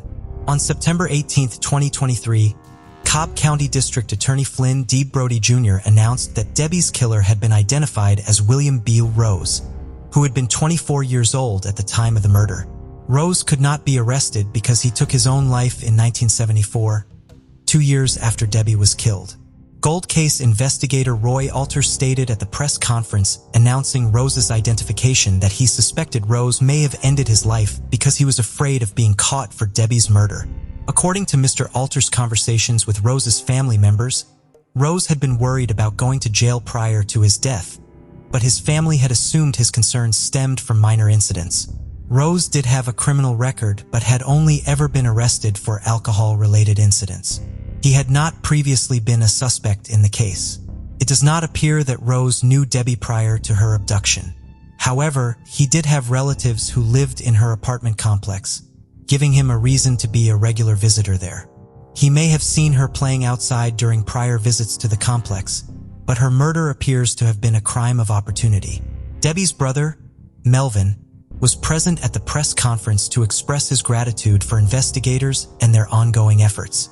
He was relieved both because he finally knew who took his sister from him and because her killer was not someone his family knew. Melvin had ultimately resolved the guilt he had once felt for not being with Debbie at the laundromat that day, and he has stated that he does not hate Rose despite what he did to his sister because he had learned over the years that hating someone would do him no good. Melvin expressed sympathy towards Rose's family for the difficult time he knows they must be going through as a result of this news. Rose's identification was somewhat bittersweet for Melvin because his mother did not get to see it. However, he stated, "I wish my mother was here, but I know she knows in heaven that it's finally over." In May 2003, Tiffany Rowell and Rachel Colorutis, along with many others, proudly graduated from their high school. They were stepping into a new chapter of their lives with exciting summer plans alongside friends and family. Tiffany aimed to become a social worker, while Rachel considered joining the military. Tiffany's boyfriend of 3 years, Marcus, was also heading to college, and his cousin Adelbert, who had recently relocated to Clear Lake for a fresh start, had ambitious plans as well. Following the death of Tiffany's mother, her father remarried and moved away. Tiffany chose to stay in the house to avoid changing schools so close to graduation. The following 6 weeks were filled with parties at Tiffany's, juggling jobs, saving for college, and enjoying summer together before they all headed in different directions. On the afternoon of July 18, 2003, police received a call from 2 neighbors who had visited Tiffany. They entered her house and stumbled upon a shocking scene that no one could have foreseen, for people lay dead. The floor and walls were covered in blood, and it was obvious that they had all been deceased for several hours already. It was a shocking sight for even the most tenured of police officers. The victims were 18-year-olds, Tiffany Rowell and Rachel Colorutis, Tiffany's boyfriend, 19-year-old Marcus Priscilla and Marcus's cousin, 21-year-old Adelbert Sanchez. Tiffany, Marcus, and Adelbert had all been shot to death. And although Rachel had been shot multiple times, she had died of blunt force trauma to her head, and her skull was completely shattered. There was no forced entry. The TV was still blaring, and the way the group had been found indicated it was a total ambush that had happened in a mere matter of seconds. Rachel was found on the floor with her hand near her phone. She had managed to hit the 911 buttons to try and call for help, but before any call could go through, she was hit over the head, likely with a gun, undied. There was a clump of hair in her right hand, and she had been shot at least 12 times. Tiffany and Adelbert were on the recliners, their legs stretched out while they had been relaxing watching television, and Marcus was found behind the seats on the floor. Over 40 bullets had been fired in the house, and there was a mixture of 2 different shell casings. No guns were found at the scene, but police could tell that one was a 9mm and one was a .38 caliber. So investigators felt confident they were looking for at least 2 people involved, maybe even more. As the media got hold of the story and news began to spread, Rachel's father George recognized the address on television and headed straight over with his wife. The cameras picked up the heartbreaking moment. He pleaded with the police to let him in. But as it was now a crime scene, it was simply not allowed. They both collapsed to the ground, waiting for someone to tell them something, but knowing deep down they wouldn't see their daughter alive again. It was disturbing and shocking that something like this could happen in broad daylight in a neighborhood where very little went on. Former classmates of Tiffany said that her home had quickly become known as a party house with drinking and drugs, and often lots of people coming in and out, especially now that it was summer break. So they wondered if maybe an alcohol or drug-fueled party had become really out of control. That's not what this particular day had been. The four were the closest of friends, and for all intents and purposes, it had just been a very casual afternoon for them, watching television and eating food. Friends, students, and neighbors gathered together for vigils, and a sense of unease hovered over everyone. 18-year-old Tiffany always had the biggest smile on her face. As well as wanting to go into social work, she was a talented actress and loved any chance to perform. Rachel Colorutis also loved the arts and creative writing, and was very popular in school due to her kind nature. People said that she, too, was always smiling, happy, and fun to be around. Marcus's stepfather said Marcus loved nothing more than working on his car and spending time with his family and Tiffany. He had been finishing a course for an automotive technology certificate and wanted to pursue a business degree. His cousin Adalbert had moved to Clear Lake to get away from violence on the north side, and had only been there for a couple of weeks before he was killed. He loved making music and planned to go to college to study computer technology. People could not believe that something this brutal could happen to them, and this seemingly random crime had rattled the community. Sadly, there really were no witnesses. No one had heard any gunshots. The houses were very separated, and police said lots of people had their air conditioning and fans on, which could have blocked out the noise. But a couple living nearby had seen something they thought might be relevant. They had seen a very young man and a woman walking down the street at about 2:30 p.m. that day. And to the best of their knowledge, they hadn't seen them before. They were dressed all in black. The woman was wearing a bandana, carrying a big black bag, and the neighbors described her as very pretty with big eyes. The witnesses gave the best description they could to the renowned forensic artist Lois Gibson, who worked with what they could remember, putting together a potential profile. But whether these people were in any way linked was really unclear. Just 2 hours later, Lois had completed the sketches. George, Rachel's father, started working non-stop to try and raise money so they could afford to put the sketches out on billboards, and spent most of his time going door to door handing out flyers. Early on, rumors began to swirl that Marcus had been involved in dealing drugs, and maybe this was behind the ambush. It was also alleged that Marcus's family had connections to the Mexican mafia, and perhaps the other three had been collateral damage to a completely unrelated thing. A close friend of Tiffany's said, "I know Marcus was messed up with some bad people." But Marcus's aunt said, "He struggled, but he succeeded. No matter how hard he was trying, he was doing the best to do good." One detective said they were all very young, very immature, and on their own for the first time. The May 4th have exercised bad judgment at times, but certainly didn't deserve what happened to them. Officers simply couldn't find anything to solidify the claims about the mafia, and this theory was eventually ruled out. Police did wonder, however, if drugs were involved somehow, but they just didn't have anything yet that pointed to that, as both drugs and cash were found at the scene in plain view. So why hadn't they been stolen? The attack had been so ruthless and felt so personal. Police then started to wonder if it was someone close to the group. Amongst her multiple shots, Rachel had been shot in the crotch area, and psychiatrists wondered if this was a sign of sexual envy or jealousy. But they were ruling people out at a rapid speed rather than adding any suspects to the list. There was simply no one they could link to the group that would have any motive to do this. Time was slowly ticking by, and investigators had no more than they did when they first started. As the weeks turned into months, the months soon turned into years. Their confidence in catching whoever was responsible was dwindling. Fast forward to the summer of 2006, almost 3 years to the day after the shootings. After following leads that went nowhere and interviewing 100 of people, police finally had a breakthrough. An anonymous tip came in via Crime Stoppers. The person on the end of the phone said they had seen the billboard and gave the police 2 names. The first was Christine Payalila, and the second was Chris. The tipster had met Christine in rehab as she was battling a heroin addiction. She had recently split from this mystery man called Chris and was seemingly trying to turn her life around. While in rehab, she made a comment about her ex-boyfriend shooting up a house and killing a group of people, and she had also participated. He didn't know if the story was true or if it was the drugs talking, but after seeing the billboard for himself, he decided to call in. A look into the name Christine Paolilla told the police a lot. It turned out that Christine had gone to Clear Lake High School alongside Tiffany and Rachel, and the connections started to be made. Those in Christine's life said that she had had a tough time in school and was subjected to relentless bullying and attacks from classmates. Her mother and stepfather said that she had been diagnosed with alopecia when she was very young and began wearing wigs, which were frequently ripped off her head by other students. Her mom, Lori, said she had poor vision, so she had what I guess most folks would know as Coke bottle glasses. This, as well as her wearing wigs, meant she faced ridicule on a daily basis.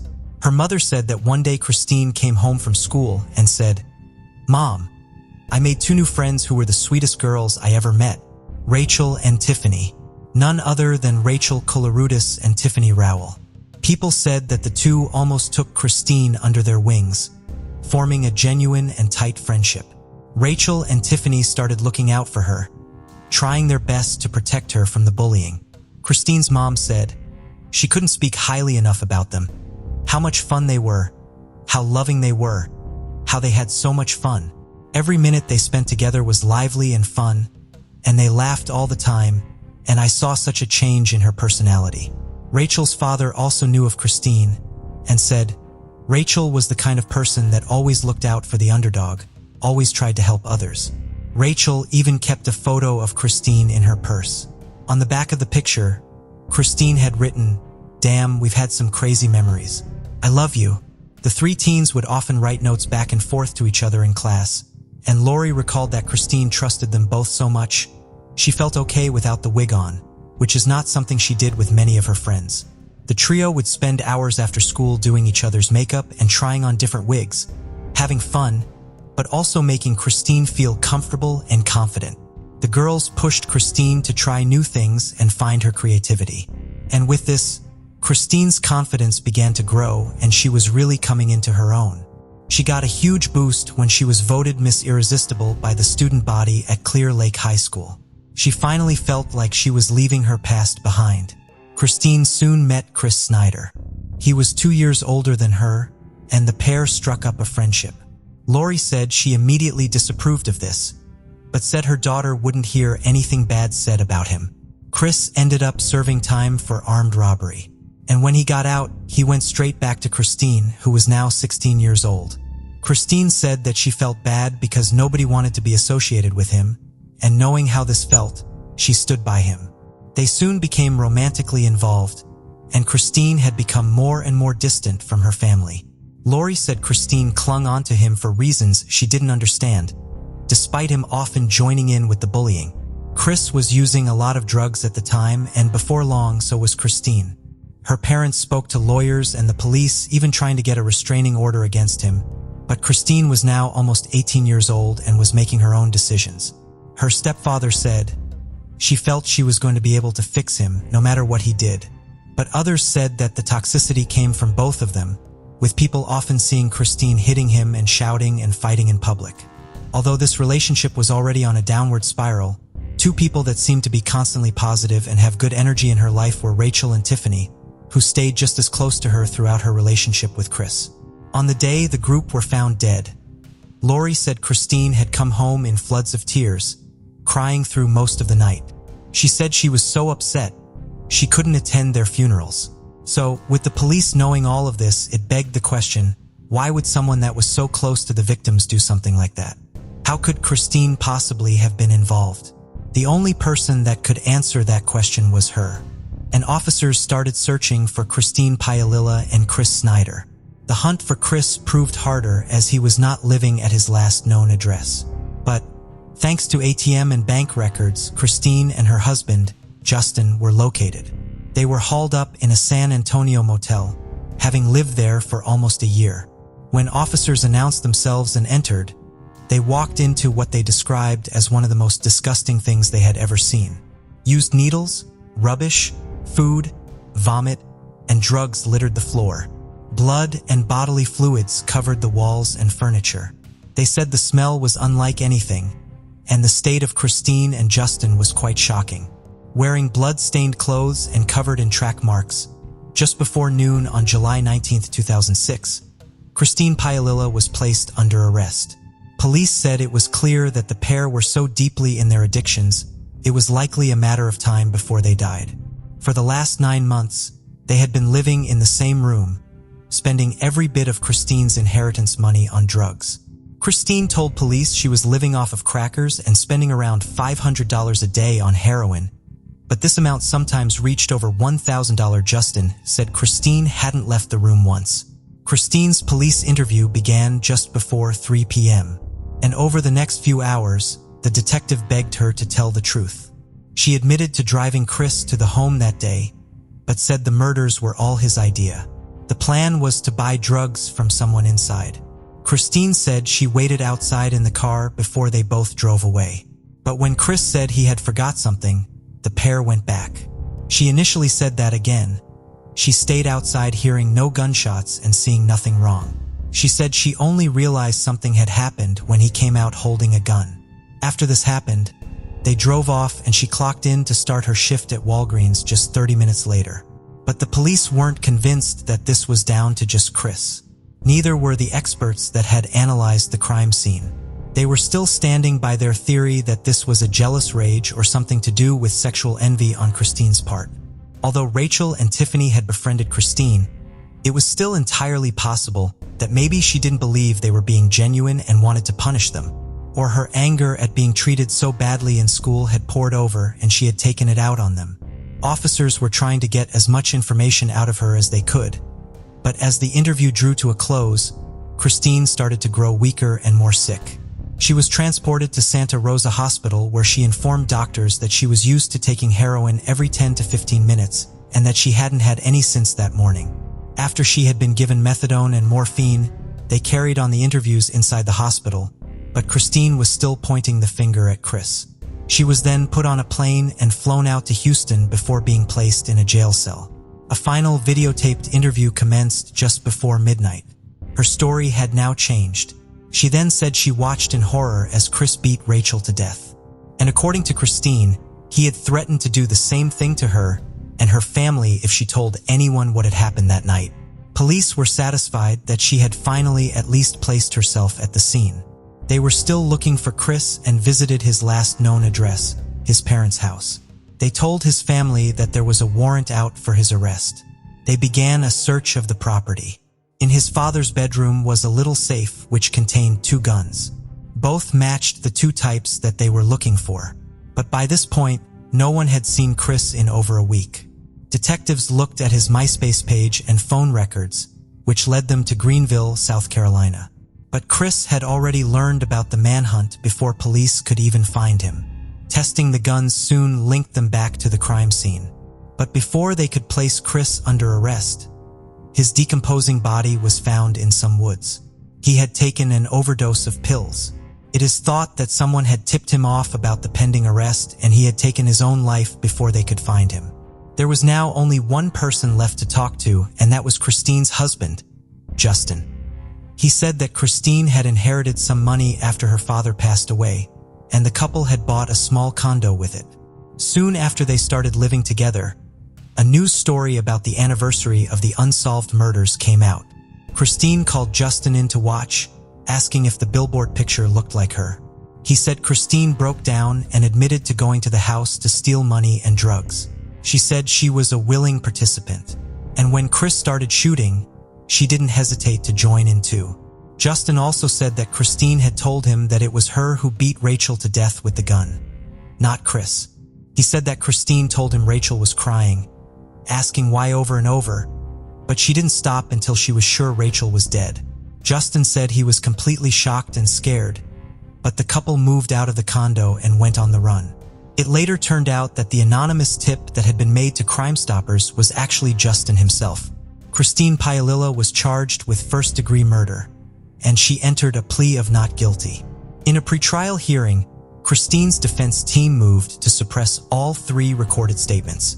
Although she had been advised of her Fifth Amendment rights before each interview, they argued that her statements were technically involuntary because of the medication she had taken and because she was suffering from opioid withdrawal.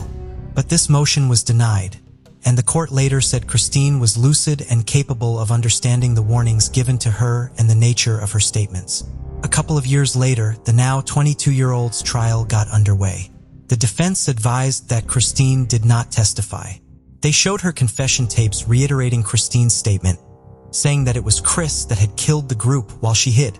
The jurors watched her videotape statement in which she told police that Chris was responsible for everything and that she was afraid of him. But the prosecution fired back saying, over 1,100 calls are made from her to him and him to her. If you are so deathly afraid of someone, what are you doing on the phone with them? For over 1,000 phone calls. Dr. George Glass, a psychiatrist testifying for the defense, said that her heroin addiction could not be overlooked. She was in withdrawal at the time she spoke to the police and was saying anything she could to get drugs to relieve the pain. Her lawyer said, "She's upset. She totally understands the grief of the families, her friends, the ones who were killed. She only wishes they could understand that she didn't want any of it to happen, but she understands their grief." Rachel's mother disagreed and said, "I couldn't take my eyes off her. I really hoped to see something in her eyes in the way of remorse. And it was unbelievable, you know. She never shed a tear unless it was for herself."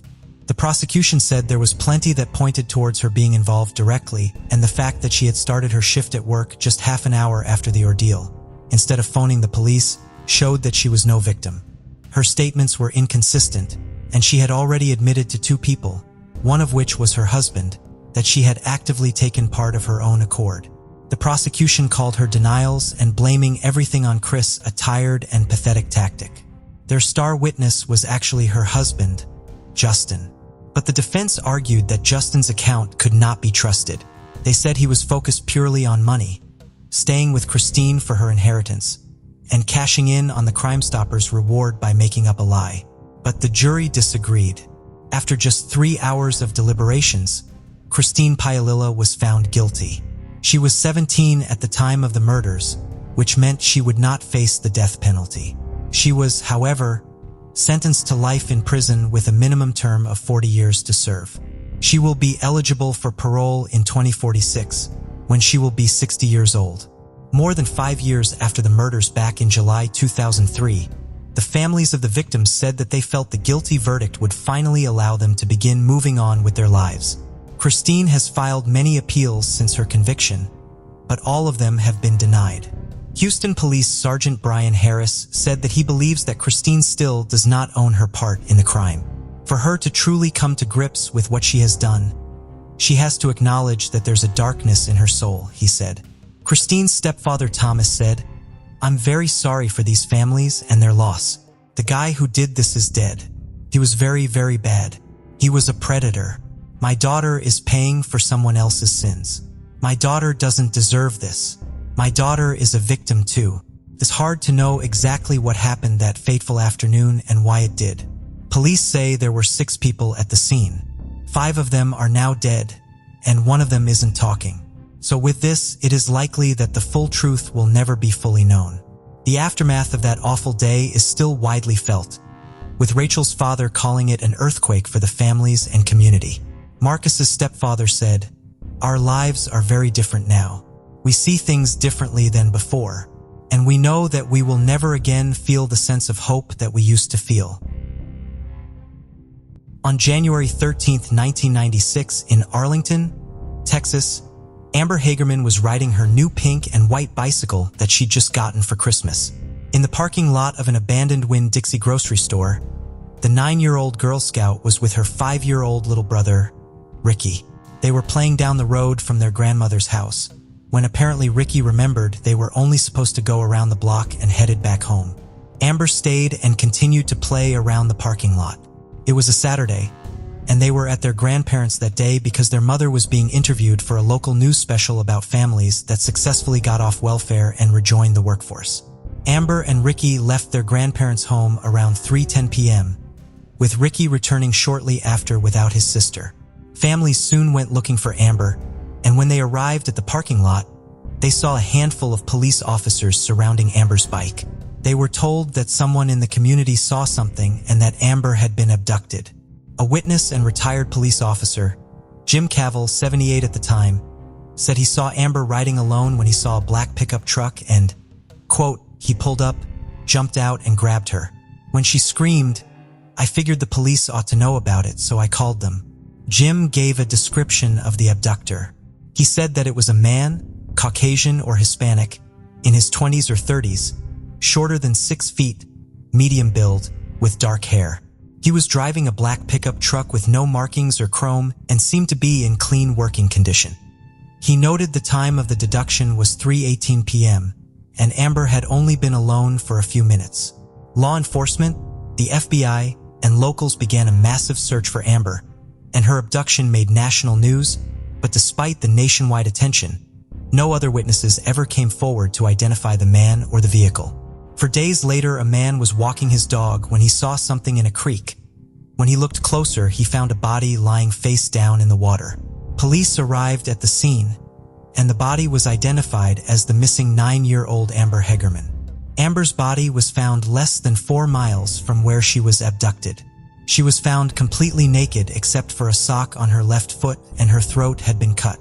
Police believe that she was washed down the creek as there had been considerable rainfall the night before she was discovered.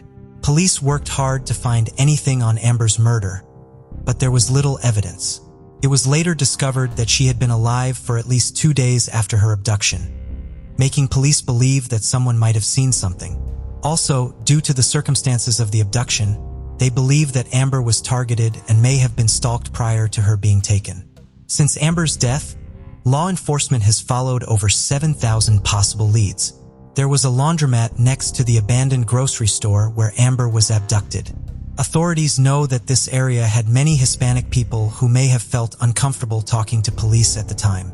Police have said in more recent press releases that they do not care about legal status and they just want any information on Amber, and that it might be given anonymously, and urge anyone with information to come forward. They want justice for her family. In a 2021 press conference, it was released after all this time that they did have one piece of evidence with DNA. Police have stated that they would not reveal the evidence as only the killer would know. They had planned to test the evidence through more modern means later that year. Donna Williams, Amber's mother, said, quote, to Amber's killer, I'm asking you today, please turn yourself in. Give Amber justice. Amber needs justice deeply. It has been over 25 years since Amber was murdered. Police have never stopped looking for her killer, and she has had a significant impact not only on Arlington, but across the country. Amber's case was what inspired the Amber Alert system, which was suggested by a local woman, Diane Simone. She wanted to help in search efforts, but didn't know how to best assist. She had an idea to utilize radio station and news broadcasting to amplify missing or abducted children cases, using the existing systems that were used to alert to weather warnings or civil defense alerts. It has been called several names in honor of other missing children in other states, but is now called the Amber Alert System nationally and even internationally, with other countries adopting the system. In the US, the Amber Alert has saved over 1,114 children. On February 28, 1983, 2 men entered an abandoned apartment building on Clemens Avenue in St. Louis, Missouri, scavenging for copper pipe or looking for something to fix their car. That detail is mixed. They looked around the house and then went down to the basement. When they got to the basement, they couldn't see anything, so one of the men lit a cigarette. And when he did, he saw something in the shadows. When the men looked closer, they found a child's body lying on her stomach, and the men called the police. When law enforcement arrived, they found the body of an African-American girl, naked from the waist down, wearing a yellow V-neck long-sleeve sweater. She had been restrained behind the back with a red and white nylon rope. She had red nail polish on all her fingernails. The body had been decapitated, and the head was missing. After the autopsy, the medical examiner determined the girl to be between the ages of 8 and 11. She had been sexually assaulted and strangled before she had been decapitated. She had been well nourished with no signs of previous abuse, but her stomach was empty at the time of death. They took a mold sample of her body in the area and determined the girl had been killed 3 to 5 days before her body was discovered. Authorities and first responders searched a 16-mile radius of the surrounding area in sewers and dumpsters anywhere they could think of, but they never located the skull. Very little blood was found at the scene, so investigators believed that she was killed at another location and dumped at the apartment building. Investigators looked into local and national databases for any missing children fitting Jane Doe's description. They looked into school records for absent children. Within the next 7 months, they claimed to have accounted for every African-American girl between the ages of 8 and 11 enrolled in school. It was then believed that she may have been from a different area. There were never any witnesses, and the police found no other evidence. They never identified little Jane Doe. Her case went cold. Captain Leroy Adkins in a community meeting in 1983 said, quote, "Somebody out there knows something, and talk to your neighbors, talk to your friends. Somewhere out there is a mother without a little girl, a brother without a sister, a neighbor without a little girl running up and down the street." 9 months after little Jane Doe was discovered, they gave her a funeral. The people that attended were predominantly detectives, reporters, and Reverend John W. Haywood presided over the service. She was buried in a white coffin in the Washington Park Cemetery in December 1983. Over the years, they have looked into many leads on this case, including sending the sweater to a psychic in Florida who wanted to touch the piece of clothing to see what they could discern from it. But the police never got the sweater back, and the psychic said that the sweater got lost in the mail. They also talked to a convicted murderer on death row in 2005 who had a similar MO, Vernon Brown. He had strangled other young girls in the 1980s, but he did not speak to detectives when interviewed, and his capital sentence went forward in May 2005. In 2009, police tried to exhume the body in hopes of running new tests to help identify the girl. They discovered she was not in the listed location where they went to find her. Instead, they found 3 other bodies. The Washington Park Cemetery had been neglected for years. Finally, with Washington University's help, they exhumed little Jane Doe's body in 2013. Tests were conducted by the Smithsonian Institution and the University of North Texas. They took DNA and bone samples from an isotope test. They were able to determine that she had lived most of her life in a southeastern state. On February 8, 2014, she was reburied following an hour-long ceremony. Many people attended, and she was buried in Cavalry Cemetery in St. Louis. Her grave marker identifies her as Hope. A former detective for the case, Joe Burgun, said, quote, "Back then, I thought this would be an easy case to crack. We'd find out who the girl was and would lead us to the killer." The St. Louis City Cold Case Unit formed in 2019 and has a room dedicated to the case of little Jane Doe. They have never given up hope on identifying her. Jane Doe, 1983, as she is identified on the National Center for Missing and Exploited Children's website, said she is the only case with no photo or facial reconstruction. There's only a picture of the sweater. The St. Louis Police Department is still looking for any information. Little Jane Doe grew up in Southeast United States. She was approximately 4'10" to 5'2", between the ages of 8 and 11. She would have gone missing sometime in 1983. She had no distinctive marks or previous injuries. There are hopes that in identifying her, they will be closer to solving her murder. In January 2018, 19-year-old Caitlyn Dennison was living in Reno, Nevada when she abruptly told her family that she was flying to Texas to be with an unknown man. The two had met 6 months prior in Reno, and when he had to fly back to Texas after 6 months, she decided to go with him. On January 10, 2018, Caitlyn's sister, Rachel Dennison, received what would be the last time she heard her voice. Caitlyn had called from a Walmart in Midland, Texas. On the call to her sister, she said that she wanted to come home and that "this guy makes me scared for my life." She abruptly ended the call. As the man approached, Caitlyn sent her sister a pin of her location right after the phone call had ended. No one heard from Caitlyn again. Rachel went to the police and reported her sister missing the next day. Law enforcement have said they got positive sightings of Caitlyn that day at the Walmart she called from and Rick's Cabaret in Odessa, Texas. Caitlyn was last seen wearing a fur vest over a black shirt, black leggings with braiding down the sides of the legs, and furry boots. A witness has come forward saying that they gave her a ride to her boyfriend's house, which was another confirmed sighting of Caitlyn. Police have interviewed the unknown man. The information the man gave her that has been released is that Caitlyn has been looking for work and had been having a hard time because of her noticeable arm scars. Police have interviewed the unknown man. He has been identified, but that information has been limited on what's been released to the public. The information we have is that he said that Caitlyn had been looking for work and been having a hard time because she had noticeable arm scars. One day he came home, and she and all of her stuff were just gone. When police went to interview this man again, he was nowhere to be found and has yet to be found.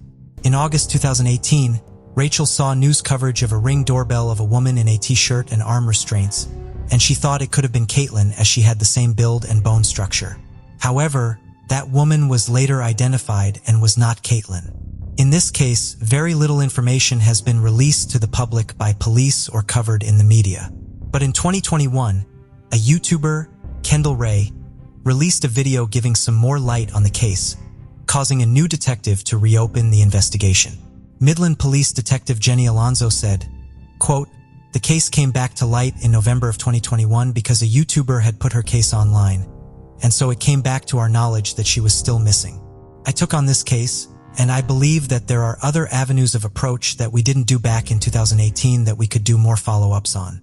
In a statement to the media, Rachel Dennison said, quote, "I am just really thankful we are finally able to communicate with someone who wants to listen to us and keep us in the loop and do everything they can and are still willing to retrace steps that we thought were missed. It has been almost 5 years since Caitlyn went missing. Her sister Rachel has never stopped the fight to look for her sister, and they have an active Facebook page called Find Caitlyn Dennison and a GoFundMe in the hopes of getting a private investigator and flights to go down to Texas. Police have given very little information to the family about what has been done to look for her. To this day, they still don't know the name of the man that she went to meet. Caitlyn Dennison would be 23 years old today. At the time of her disappearance, she was 5'4", 120 pounds, with blonde hair and blue eyes.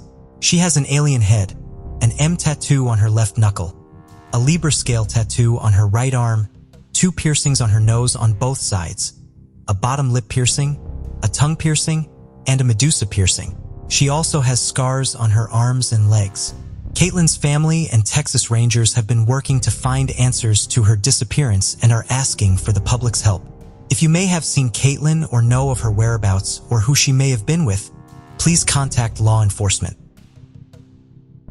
Harvey Eugene Whitaker, who went by Gene, was born in Kokomo, Indiana on October 6, 1926. He was a very responsible and disciplined young man. He grew up on a farm with numerous siblings with whom he was close and worked as a typesetter for the local newspaper. He joined the Army shortly after he graduated high school. He managed to rise to the rank of corporal in under 2 years. In the summer of 1947, 20-year-old Gene was in the Engineer Corps, assigned to the Armed Forces Special Weapons Project at the top-secret Sandia base, which was located on the outskirts of Albuquerque, New Mexico. Gene failed to report for roll call on the morning of July 1, 1947.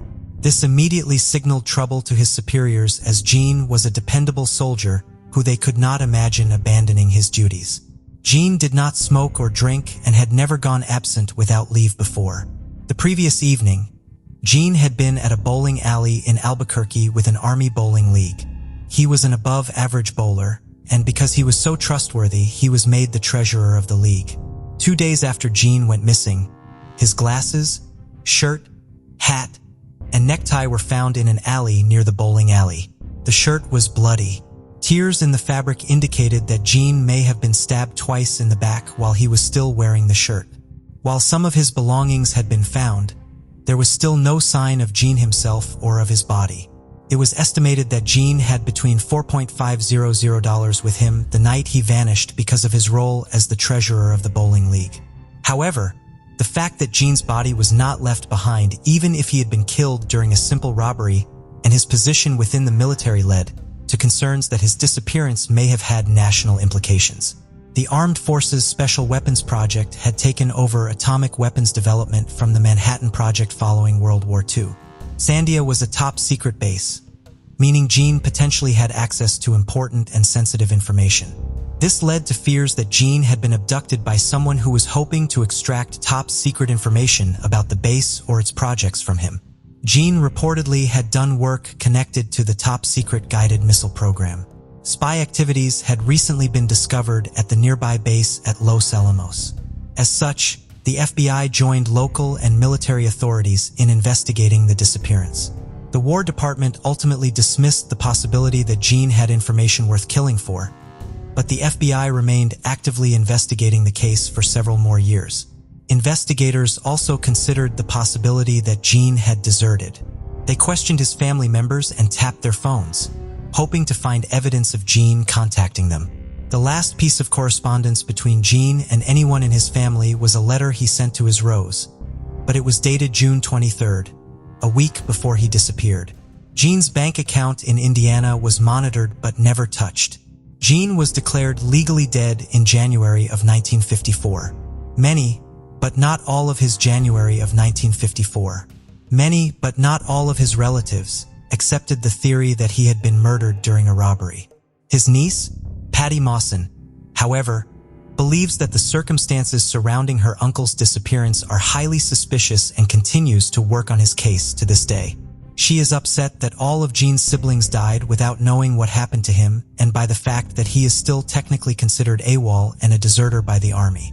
She has filed a Freedom of Information Act request to get files from the FBI about the case and told that approximately 200 pages from his file are available, although the copies she will receive will have certain information redacted. However, she has been waiting for more than 3 years to receive the documents and has been told that there are 485 requests ahead of hers that have to be fulfilled first. The items of Jean's that were found in the alley also appear to have gone missing. They were never logged into evidence with police in Albuquerque, and federal agencies do not appear to have record of where they are. In addition to getting answers about what happened to her uncle, Patty hopes to locate these items. If she cannot honor her uncle by finding his remains and giving him a proper burial, she hopes to at least bury these items so that there will be a location where Jean can be memorialized. 17-year-old Yvonne Regler lived in Lorain, Ohio, and was a student at North Olmsted High School. Her best friend was her brother, Dan, who was only a year apart from her in age. On August 8, 1977, Yvonne reported for work at the Sunoco gas station on Lorain Road in North Olmsted, Ohio. She was only at the station for about an hour before she was asked to work instead at a station approximately 3 miles away in Fairview Park. The attendant working there that morning was a mechanic, and his skills were needed at the North Olmsted station. Yvonne did not have a car, so one of her co-workers drove her to the other station. At the time, the station in Fairview Park was transitioning from being full service to self-service. On this particular day, only one gas pump was operational and was full service. At 10:30 that morning, Yvonne spoke to one of her friends on the phone. They discussed the upcoming funeral they were attending for the father of one of their friends and the dress Yvonne had purchased for the service. Despite the somber topic of conversation, the friend reported that Yvonne was in good spirits during this call. Yvonne then had another conversation over the phone about the funeral, this time with one of her family members at 11 a.m. The manager at the North Olmsted station dropped off lunch for Yvonne at noon, and half an hour later, 2 teenage girls saw her at the gas station. Yvonne spoke to her friend on the phone again sometime between 12:30 and 1 p.m. The friend could hear the service building over the line, and Yvonne told them that a car had driven through but left the station. The friend heard the bell sound again, and Yvonne told them that the same car was back. Yvonne then said that she would call the friend again after her shift ended at 3 o'clock.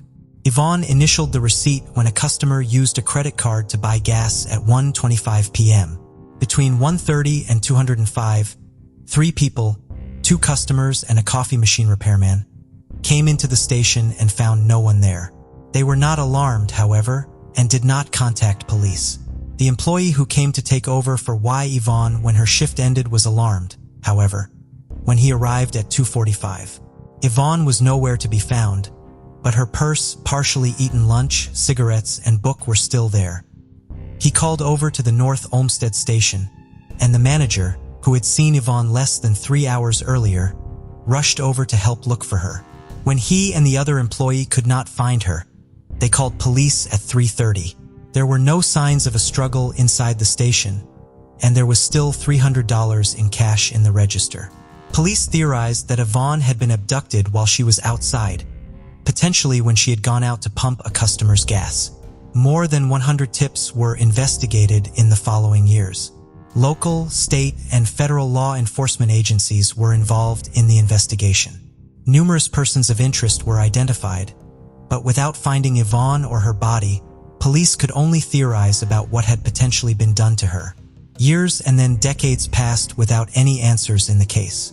The passage of time did not diminish Yvonne's family's desire for answers. In 2014, one of her family members asked to provide a DNA sample so that Yvonne's remains could be identified should they ever be located.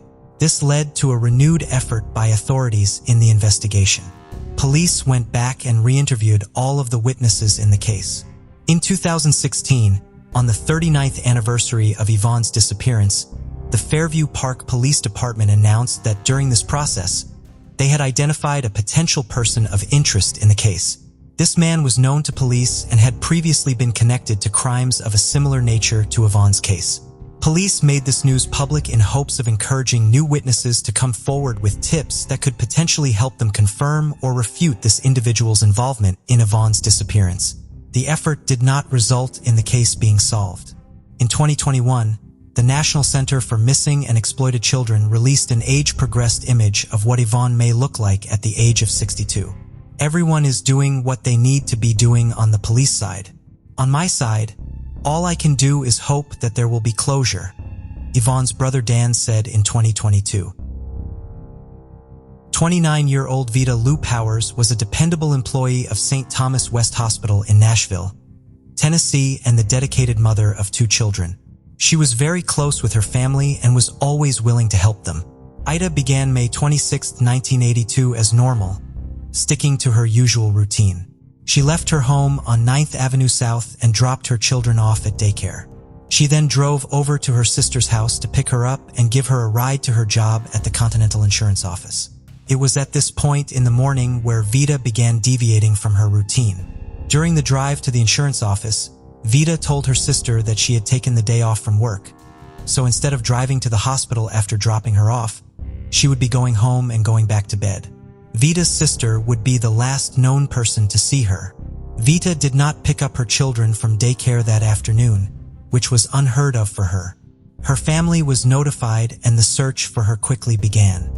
She was not at home and neither was her car, an orange 1975 Chevrolet Monza. A formal police report was taken on May 28th and police joined the search.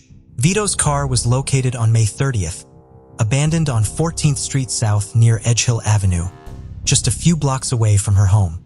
According to police, the location was unusual and it appeared that someone had tried to conceal the car so that it would not be found right away.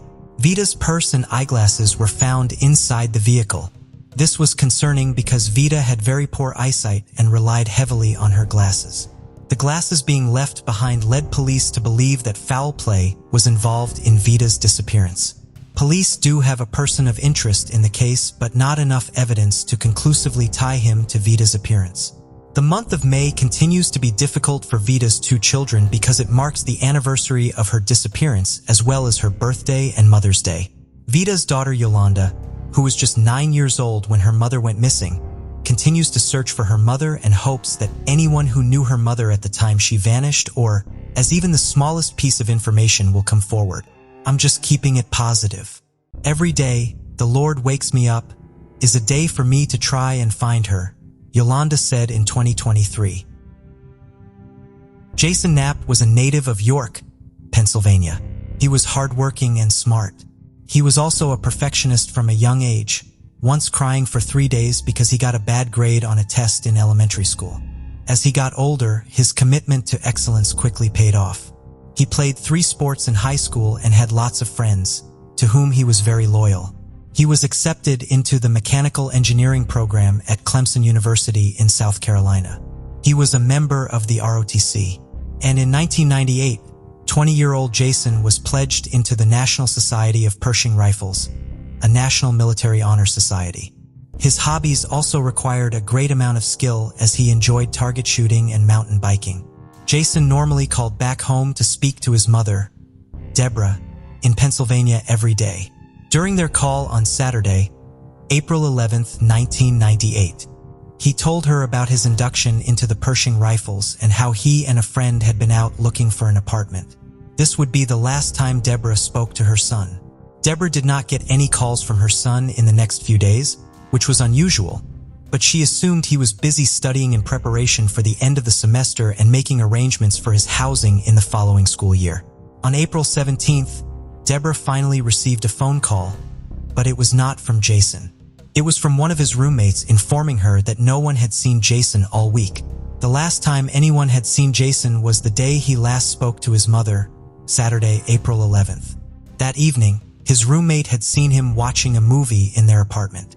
When Deborah learned of this, she immediately called police in South Carolina to report her son missing.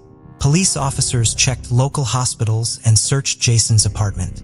The following day, Deborah and her ex-husband, Jason's father, John, traveled from Pennsylvania to South Carolina to help look for their son.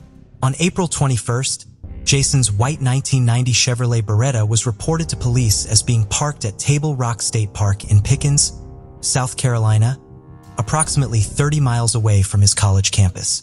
According to the park superintendent, they had not contacted the police earlier despite the fact that the car had been there since April 12th because there was a trail within the park that took a full week to complete. Since there was a sticker on Jason's car indicating that he was an ROTC, park staff had assumed he would have had interest in hiking such a long trail and the physical strength and skills needed to complete it. Even when the car remained untouched after a week, they believed that its owner may have been too tired to drive after completing the long hike and had gotten a ride home and planned to come back for the car at a later time. When the car was still there on the 9th day, however, they became concerned and notified the authorities, who quickly connected the car to the active missing persons case. Authorities believe Jason entered the park between 3:05 p.m. on Sunday, April 12th, the day after his last phone conversation with his mother. His fingerprints were found on the park ticket, so they do believe Jason was the person who drove his car to the location. Table Rock State Park consists of thousands of acres and much of it is wilderness. An extensive search was launched in the park and a nearby lake was drained. No signs of Jason were found despite the massive effort, which took more than 2 weeks. Police say there were no signs of foul play in the park or in Jason's car. Jason withdrew $20 from his bank account the day before he disappeared, and his bank account has not been touched since. In 2017, Jason's parents made the difficult decision to have Jason declared legally dead. His father John's health was declining, and his mother had medical issues as well. They hoped that the process would give them a chance to say goodbye to Jason before they passed away. The process was completed in January of 2018. A memorial marker was installed for Jason at Susquehanna Memorial Garden in his hometown.